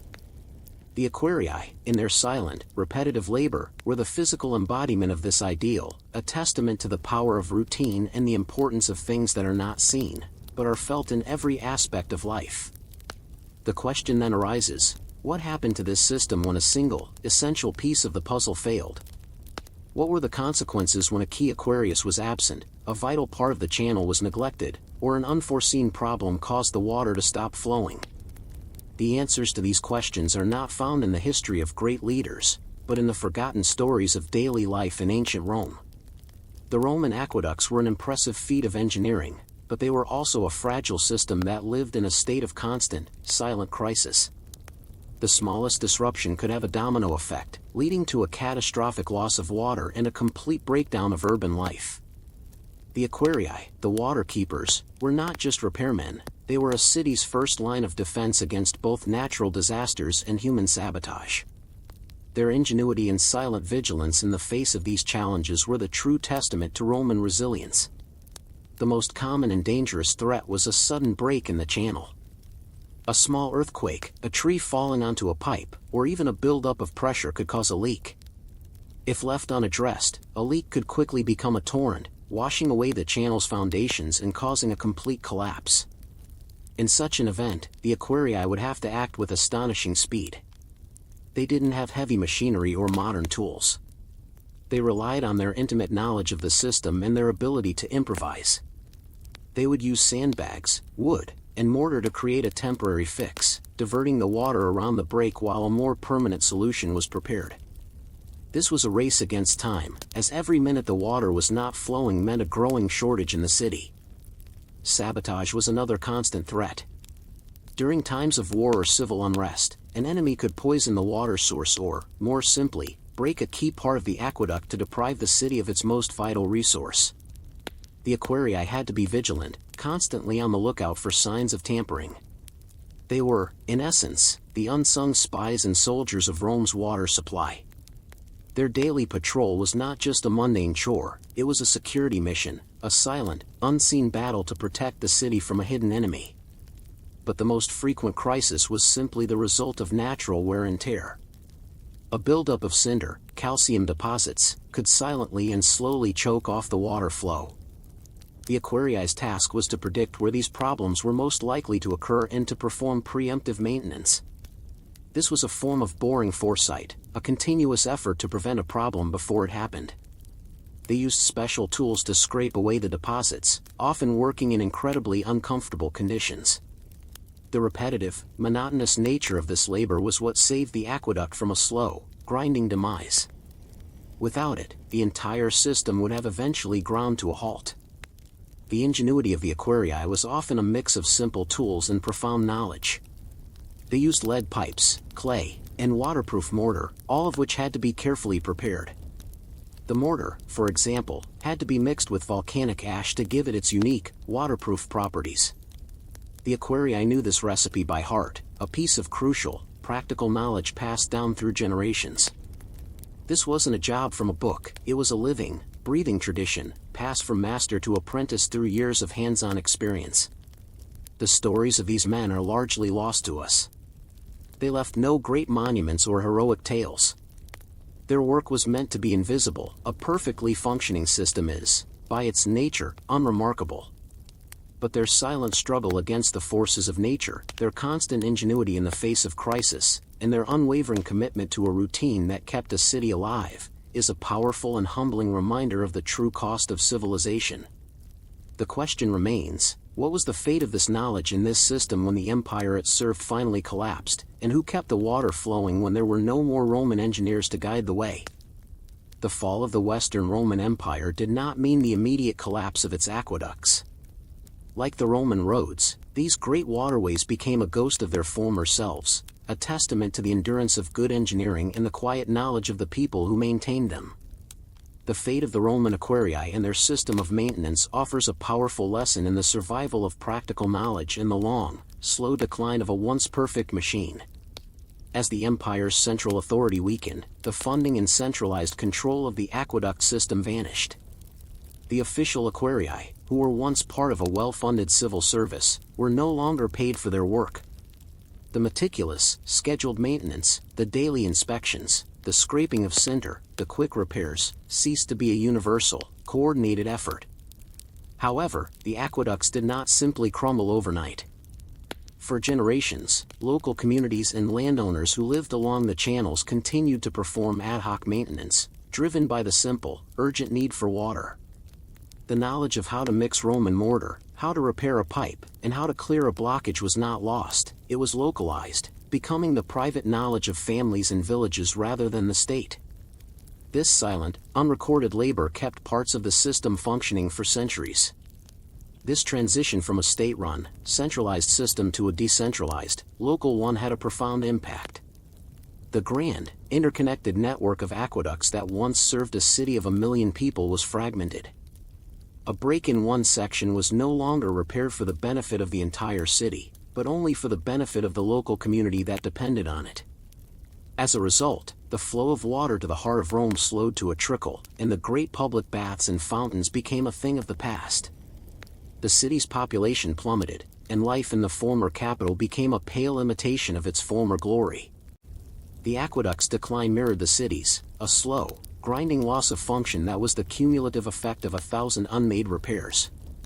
The legacy of the Aquarii and the aqueduct system, however, extends far beyond their physical structures. The principles of Roman hydraulic engineering, the use of arches, the gradual slope, the use of siphons, were not forgotten. The knowledge was preserved in texts, rediscovered during the Renaissance, and became the basis for modern urban water systems. The Roman obsession with public health, sanitation, and reliable infrastructure, all made possible by the aqueducts, became a guiding principle for urban planners for centuries to come. The Aquarii themselves, with their emphasis on silent, meticulous labor, were a kind of archetypal figure, a testament to the idea that a stable, flourishing society depends on the boring, often unseen work of its maintenance crew. The story of the Roman aqueducts is a powerful reminder that history is not just about conquest and collapse, but about the quiet, unrecorded work that keeps a civilization running. The magnificent arches are a symbol of Rome's power, but the true story of its survival lies in the lost knowledge of its anonymous workers, and in the enduring ghost of a system that, even in its ruin, continued to provide for the people it once served. It is a lesson that great empires are built not on grand ideas alone, but on the back of daily, mundane, and often boring tasks. The great naval battles and global trade of the Venetian Republic are often the focus of history, but the true source of its power lay not on the high seas, but in the quiet, contained world of the Venetian arsenal. This sprawling complex of shipyards, foundries, and workshops was a marvel of pre-industrial organization. It was here, in the daily, boring routine of its craftsmen, that the very idea of the modern factory and assembly line was born. The silent, meticulous labor of these artisans was the engine of Venetian commercial and military might, a testament to the power of routine and the division of labor. The arsenal was a world unto itself, walled off from the rest of Venice, a place of intense secrecy and specialized knowledge. At its peak in the 16th century, it employed thousands of workers, from highly skilled master shipwrights to humble rope makers and sail cutters. The genius of the arsenal was its organizational structure, which allowed for the mass production of ships on an unprecedented scale. Instead of building each ship from scratch in a single place, the arsenal was a series of specialized workshops where parts were prefabricated. Planks were cut to specific dimensions, masts were crafted to a standard size, and ropes were spun in massive quantities. This standardization of parts allowed for a level of efficiency that was unheard of in the pre-industrial world. The most famous example of this efficiency was the assembly line system for building galleys. Instead of a ship remaining stationary while a team of craftsmen worked on it, the hull of the galley was moved along a canal within the arsenal. As it moved, it was passed from one workshop to another. One group of workers would add the ribs, another would attach the planks, a third would install the masts, and so on. At the end of the line, a fully armed and equipped ship would emerge, ready for the sea. This revolutionary process was so fast that, according to a visiting Spanish official in the 1570s, the arsenal could produce a completely finished galley in a single day. The daily life of an arsenalati, or arsenal worker, was one of disciplined, specialized labor. A worker might spend their entire career crafting a single type of component, perhaps a specific kind of oar or a part of a rudder. This level of specialization led to an incredible mastery of their craft and an output of consistently high-quality parts. The work was repetitive, a cycle of hammering, sawing, and sanding, but it was also a source of great pride. The arsenalati were not just workers, they were the guardians of a secret knowledge that made Venice a dominant sea power. Their expertise was so valued that they were given special status and a privileged place in Venetian society. The organization of the arsenal also created a powerful feedback loop. As ships were returned for repair, the masters of the arsenal would meticulously study any defects or weaknesses. This information was then used to improve the design of future ships and to refine the production process. The silent, continuous stream of data from the sea was used to perfect the boring, repetitive work on land. But what happens when this perfectly ordered, highly specialized system is faced with an unexpected disruption? What are the consequences when a new technology challenges the old ways, or when the secrets of the arsenal are finally revealed to the outside world? The answers lie in the quiet, unsung lives of the arsenalati and their commitment to a routine that made the impossible seem mundane. The Venetian arsenal's strength was its secrecy. Its walls were not just for defense, they were a boundary for knowledge, a barrier that kept the city's technological advantage a closely guarded secret. But this very secrecy, so vital for its success, also contained the seeds of its ultimate decline. The arsenal's monotonous routine and its resistance to outside influence created a system that was rigid and slow to adapt, making it vulnerable to the inevitable tide of technological change. For centuries, the arsenalati worked in an environment of total isolation from the outside world. The master craftsmen passed their knowledge down to apprentices in a one-on-one, oral tradition. This ensured the continuity of their craft but also made it resistant to innovation.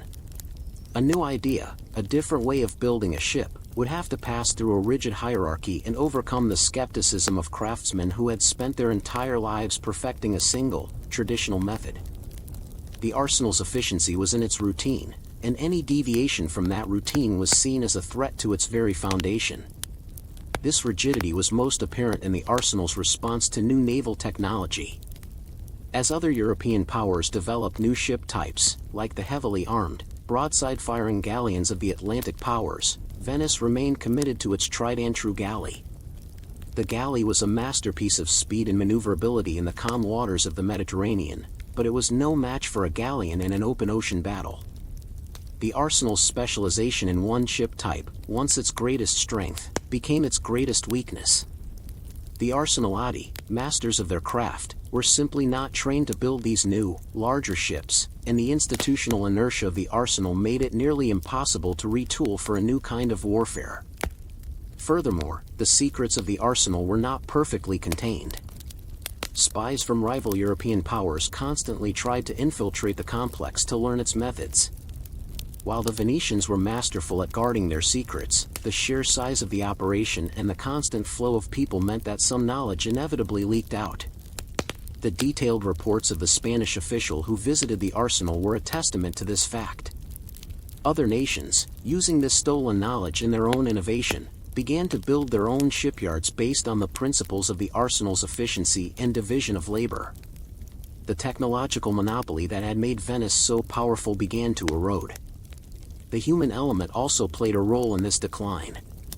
The Arsenalati, once a privileged class, found themselves caught between the rigid traditions of the arsenal and the changing economic realities of the Venetian Republic. The constant, repetitive nature of their work began to feel like a trap, and the lack of new opportunities for innovation created a sense of stagnation. This quiet, internal decay was a more powerful force than any military defeat. The arsenal didn't fail in a grand battle, it was simply outpaced by a world that was no longer interested in the old ways of doing things. The seemingly boring details of the arsenal's daily life, the strict hierarchy, the resistance to change, and the unyielding focus on a single type of craft, were not just features of the system, they were the reasons for its eventual downfall. What, then, was the fate of this silent behemoth? Did its legacy simply die with the last galley it built, or did its principles of organization and standardization live on to influence the industrial age that was to come? The end of the Venetian Republic in 1797 marked the official end of the great Venetian arsenal. The city's maritime power had long since been eclipsed, and the once mighty shipyards were taken over by a succession of foreign powers, from the French to the Austrians. The silent, meticulous routine of the Arsenalati was replaced by a more modern, industrial one. However, the arsenal's true legacy did not die with Venice, its ghost lived on, becoming a blueprint for the industrial age and a powerful, though uncredited, influence on the modern world of manufacturing. The principles perfected within the arsenal's walls, standardization of parts, division of labor, and the assembly line, did not disappear. They were simply rediscovered and reinvented in different parts of the world. In the late 18th century, British and American inventors, grappling with the challenges of mass production, independently developed systems that were remarkably similar to the ones used by the Arsenalati centuries earlier. Eli Whitney, the American inventor of the cotton gin, is often credited with pioneering the concept of interchangeable parts, a core principle of modern manufacturing. But he was simply applying a concept that had been perfected in the Venetian shipyards over 200 years before him. The arsenal's principles found their ultimate expression in the 20th century, with the rise of the modern factory. Henry Ford's famous moving assembly line, which revolutionized the production of automobiles, was a direct descendant of the one used to build Venetian galleys. The idea of bringing the work to the worker, of a product moving through a series of specialized stations, was a concept born in a pre-industrial lagoon, not in a modern factory. This silent influence demonstrates how a boring administrative and logistical innovation can have a far greater and more enduring impact on history than any single invention. The story of the Venetian arsenal is a powerful reminder that history is not just about grand inventions and famous battles. It is also about the quiet, anonymous work of people who perfected a routine, a process, a system. The Arsenalati, in their disciplined and repetitive labor, created a new way of working, a new way of thinking about production and efficiency. Their unheralded work laid the groundwork for the Industrial Revolution and the modern world of manufacturing. The seemingly insignificant details of their daily lives, The crafting of a single oar, the fitting of a specific plank, were the foundation for an economic and technological revolution that would change the world forever. The ghost of the arsenal, in this sense, is not just a relic of the past, it is the silent, beating heart of our own modern, industrialized society. Now that we've completed the 3 sections for Story 8, we can move on to Story 9. The grandeur of the ancient city of Uruk, with its ziggurats and palaces, was built not just on its military power or its agricultural wealth, but on a more subtle and foundational technology, the clay tablet. Before the invention of paper, before the age of the scribe's hand, the quiet, repetitive work of a tablet writer, or dubsar, was the lifeblood of Sumerian and Babylonian civilization. Their silent, painstaking labor, a monotonous cycle of shaping clay and impressing cuneiform script, was what allowed for the creation of law codes, the recording of history, and the management of vast empires. This boring work was the very foundation of organized society and the origin of our written history. The tools of the dubsar were as simple as they were profound. They worked with a lump of wet clay, which they would meticulously shape into a rectangular tablet. The size and shape of the tablet depended on its purpose: a small, palm-sized tablet for a personal letter, a larger one for a legal contract, or a massive, multi-columned one for a royal inscription. Their stylus was a simple reed, sharpened to a point or a wedge. With this stylus, they would press a series of wedge-shaped marks, or cuneiform, into the soft clay. This was a physical act of creation, a process that required a steady hand and a deep knowledge of the thousands of pictographs and logograms that made up the cuneiform script. The daily life of a dubsar was one of intense, focused routine. They were the accountants of their time, recording everything from the bushels of barley harvested in a field to the number of sheep in a royal herd. They were the legal clerks, writing down contracts, property deeds, and marriage agreements. They were the historians, documenting the reigns of kings and the outcomes of battles. This was not a life of grand adventure, but of meticulous, day-to-day work, an endless cycle of creating, drying, and filing tablets. The amount of information they processed was staggering. The royal archives in cities like Ebla and Mari contained tens of thousands of tablets, a silent testament to the sheer volume of their work. This system of record-keeping was the engine of state control. It allowed a king in the city of Babylon to know how much grain was stored in a granary in a distant province, or to track the taxes owed by a family in a far-flung village. This bureaucratic control was far more powerful than any military force. The state was not just an army, it was an invisible, written authority that reached into every aspect of a citizen's life. The dubsar, in their quiet, secluded scriptoriums, were the true architects of this invisible empire.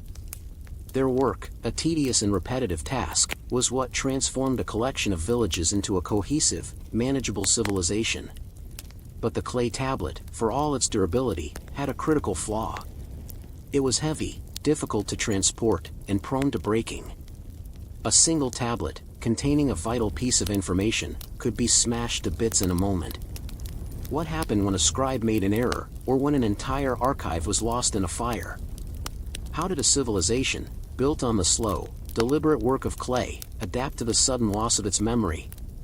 The clay tablet, for all its permanence, was an incredibly fragile medium, and the vast, slow-moving bureaucratic systems it supported lived in a state of constant vulnerability. The true test of a dubsar's skill and the resilience of a civilization was not in the creation of a tablet, but in its preservation and in the quiet, human response to its loss. The history of ancient Mesopotamia, in this sense, is not just a story of kings and empires, but of the silent battles fought against the forces of decay, destruction, and simple human error. The most terrifying threat to a library of clay tablets was a flood. The great rivers of Mesopotamia, the Tigris and the Euphrates, were both a source of life and a constant danger. A sudden flood could turn a scriptorium into a muddy ruin, dissolving centuries of records into an indistinguishable sludge. In such an event, the dubsars would not just be salvaging objects, they would be trying to rescue the very memory of their civilization. They would meticulously sift through the mud, trying to identify and piece together shattered tablets, a painstaking and often futile task. Their quiet desperation in the face of such loss is a testament to how deeply they understood the value of their work. Equally destructive was fire. While baked clay tablets were fireproof, the unbaked, green tablets that were in the process of being written or dried were not.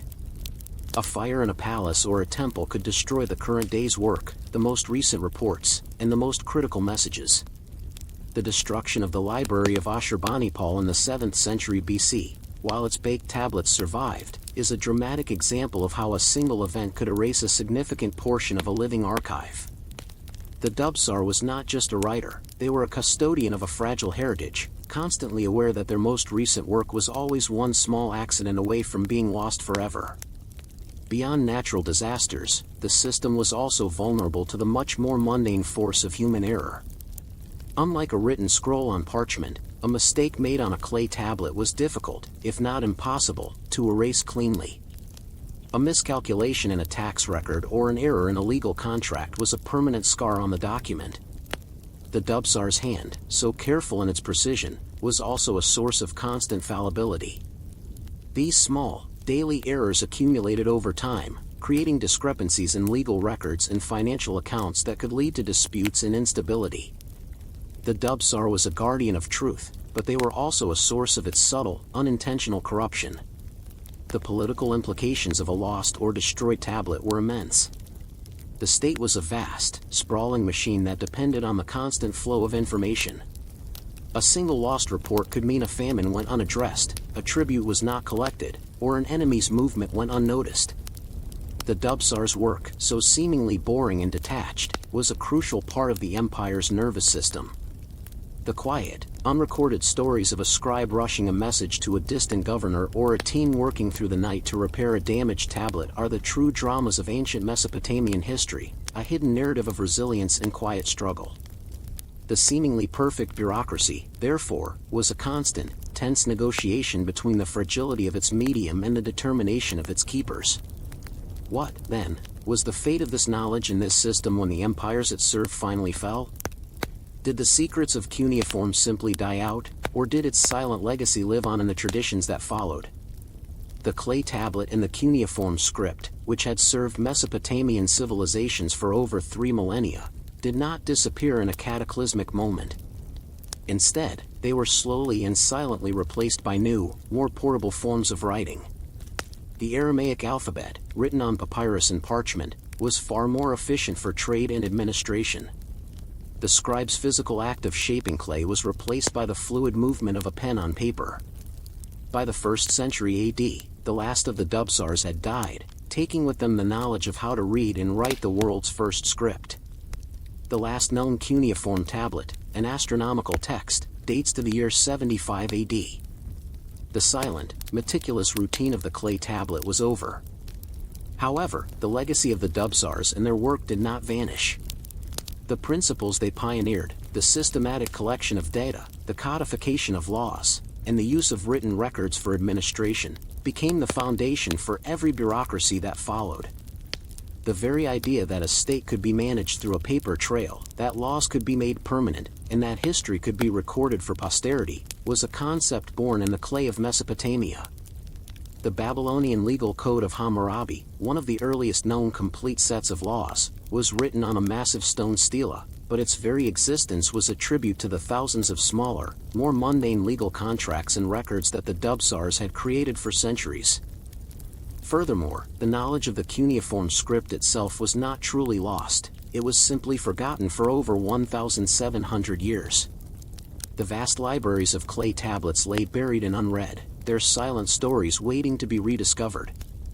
In the 19th century, European scholars, captivated by the ancient ruins of Mesopotamia, began the painstaking process of deciphering the script.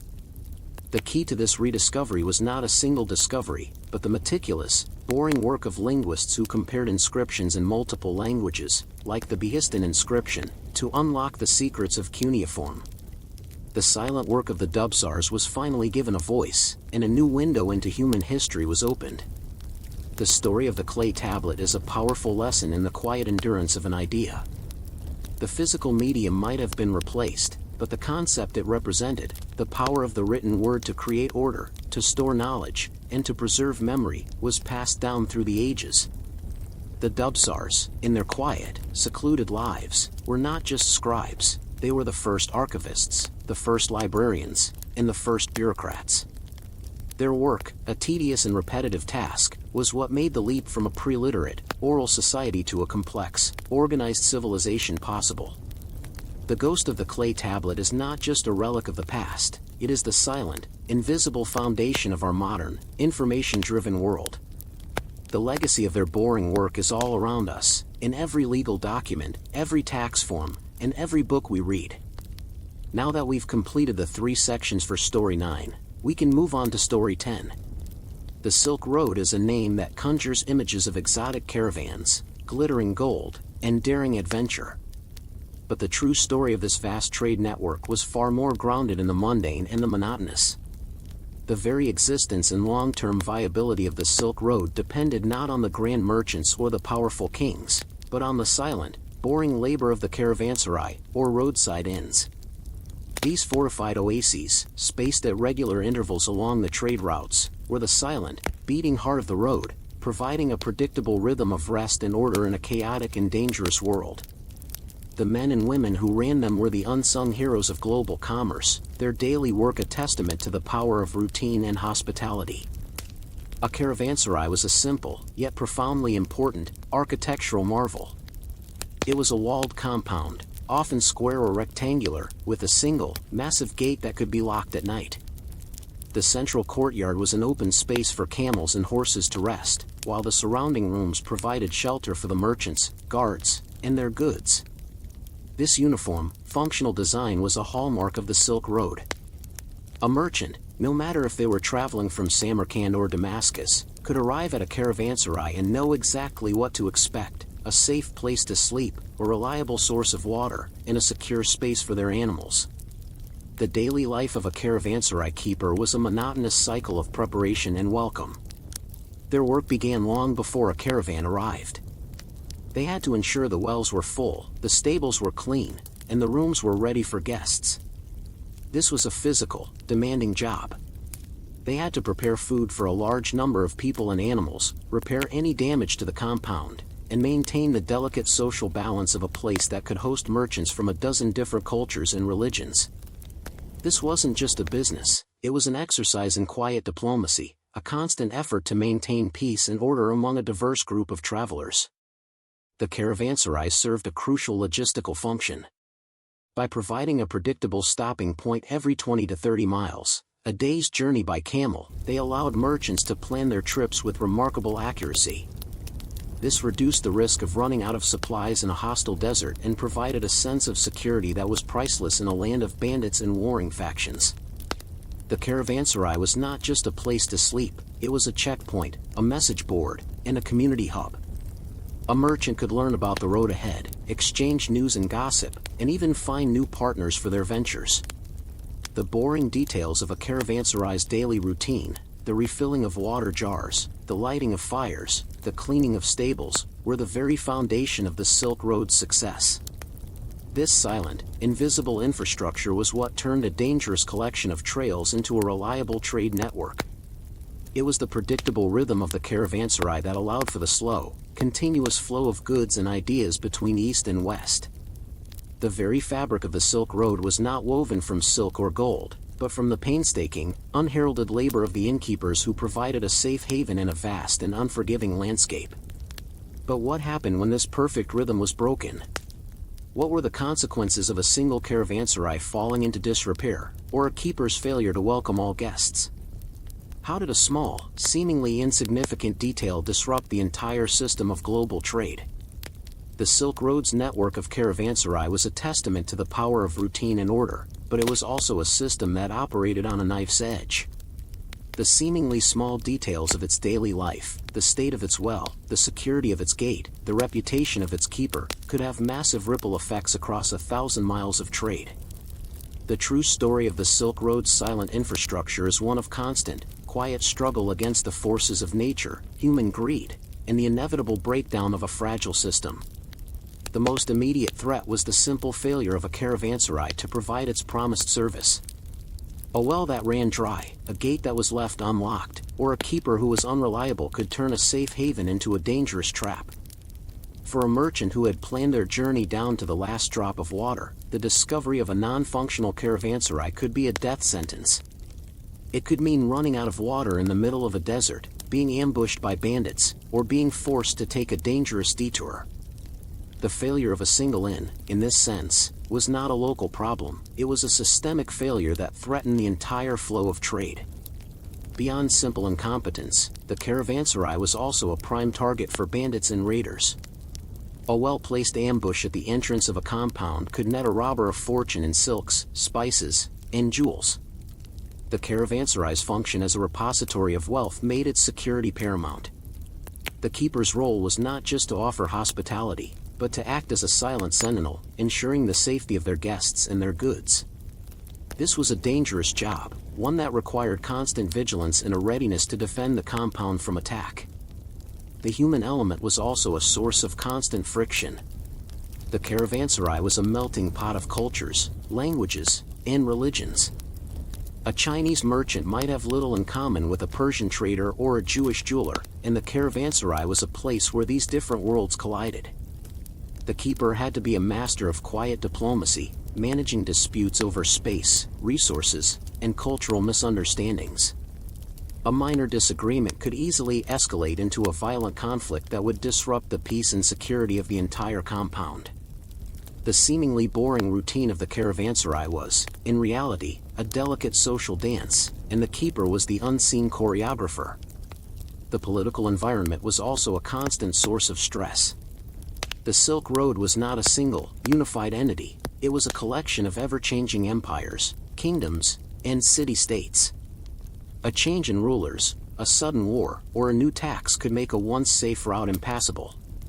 The caravanserai, though a private enterprise, was deeply intertwined with this political reality. A keeper might have to pay bribes to a local warlord, negotiate with a new government, or simply shut down their business and flee. The ghost of the Silk Road's political instability was always present, a constant, unwritten threat to the daily rhythm of the caravanserai. The history of the caravanserai, therefore, is a story of quiet resilience. It is a testament to the fact that even in a chaotic and dangerous world, a simple, consistent routine can provide an anchor of stability.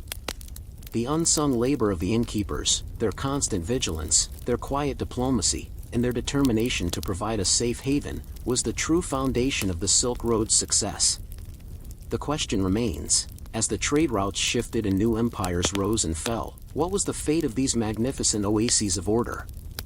Did their silent legacy simply fade into the sand, or did their principles live on to influence the very nature of global trade? The decline of the Silk Road, due to a combination of political fragmentation, the rise of powerful empires with new trade policies, and the discovery of maritime trade routes, meant the end of the caravanserai's golden age.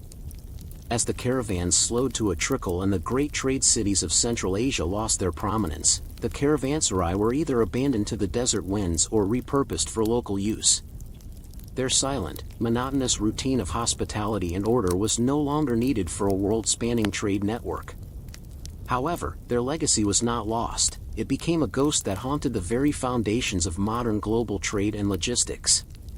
The most profound legacy of the caravanserai was the establishment of a predictable, standardized infrastructure. The idea that a trade route could be made reliable by providing regular, secure stopping points was a concept that was perfected by the Silk Road's innkeepers.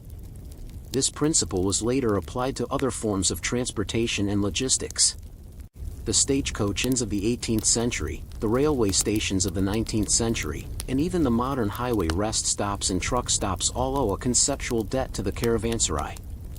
They all serve the same fundamental purpose, to provide a predictable, safe, and reliable place for travelers and goods to rest and refuel, thereby making a long journey possible. The seemingly boring detail of a fixed distance between stops was a revolutionary idea that is still at the heart of our modern logistics networks. Furthermore, the caravanserai was a precursor to the modern logistics hub. It was not just a place to sleep, it was a place where goods were stored, where information was exchanged, and where new connections were made. A merchant could store their goods, exchange currency, and find new partners for the next leg of their journey. In this sense, the caravanserai was the world's first multi-purpose logistics center. The principles of inventory management, information exchange, and security that were perfected in a desert and are now the guiding principles of modern warehouses and shipping centers. The silent, repetitive work of a caravanserai keeper, checking and securing goods, is now performed by computers and security systems in massive warehouses around the world. The story of the caravanserai is a powerful reminder that the boring details of history are often the most important. The grand story of the Silk Road, with its empires and its exotic goods, would have been impossible without the mundane, uncelebrated work of the innkeepers who provided the safety and order that allowed trade to flourish. Their legacy is not in the stone arches that now lie in ruin, but in the very idea of a reliable supply chain. The ghost of the caravanserai is all around us, in every shipping container, every highway rest stop, and every modern logistics hub, a silent testament to the power of a simple, reliable routine to change the world. Now that we've completed the 3 sections for Story 10, we can move on to Story 11. The Roman triumph was the ultimate spectacle of imperial power, a grand parade of victorious generals, captured kings, and plundered riches. But beneath the thunderous cheers and glittering trophies was a logistics operation of stunning, and often boring, complexity. The true genius of the triumph lay not in the glory of the parade, but in the unseen, meticulous work of thousands of anonymous artisans, clerks, and laborers who brought this immense spectacle to life. Their quiet, repetitive labor, from the crafting of small plaques to the rigging of elaborate floats, was the unheralded foundation of Rome's grandest public ritual. The first and most critical task was the collection and cataloging of the spoils of war. After a great victory, the army's scribes and accountants would begin the tedious process of tallying every item, from gold and silver to captured weapons and exotic animals. This was a massive, bureaucratic undertaking that required immense precision. A single missing gold coin or a misplaced jewel could lead to a massive investigation, a testament to the Roman obsession with order and accountability.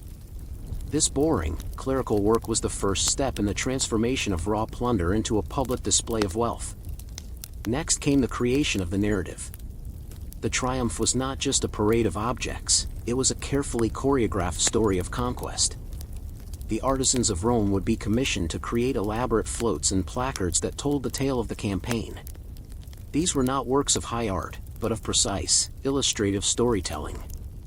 One float might depict the key battles of the campaign, another might show a captured city in miniature, and a third might display a map of the conquered territory. The artists who created these were masters of their craft, but their work was often anonymous, their glory subsumed by the greater spectacle. Their daily life was a monotonous cycle of carving, painting, and sculpting, a silent, unsung contribution to the glory of the empire. The most sensitive and boring task was the management of the captives. The triumph was meant to be a spectacle of Roman superiority, and the display of captured kings, queens, and nobles was a central part of this. The logistics of their transportation, their security, and their feeding were a massive, silent undertaking. A single escaped prisoner could ruin the entire event and cause a political crisis. The guards and clerks who managed the captives' journey to Rome were the unheralded keepers of this fragile human cargo, their quiet, routine vigilance a key to the triumph's success. The final and most crucial step was the route itself. The triumphal procession followed a specific, ancient route through the city, from the Campus Martius to the Temple of Jupiter Optimus Maximus. The route had to be cleared, decorated, and secured by thousands of laborers and soldiers. Banners and garlands were hung, and temporary viewing stands were erected. This was a massive logistical challenge that required a high degree of coordination and a relentless focus on detail. A single logistical error, a blocked road, a collapsed stand, could turn the day of celebration into a disaster.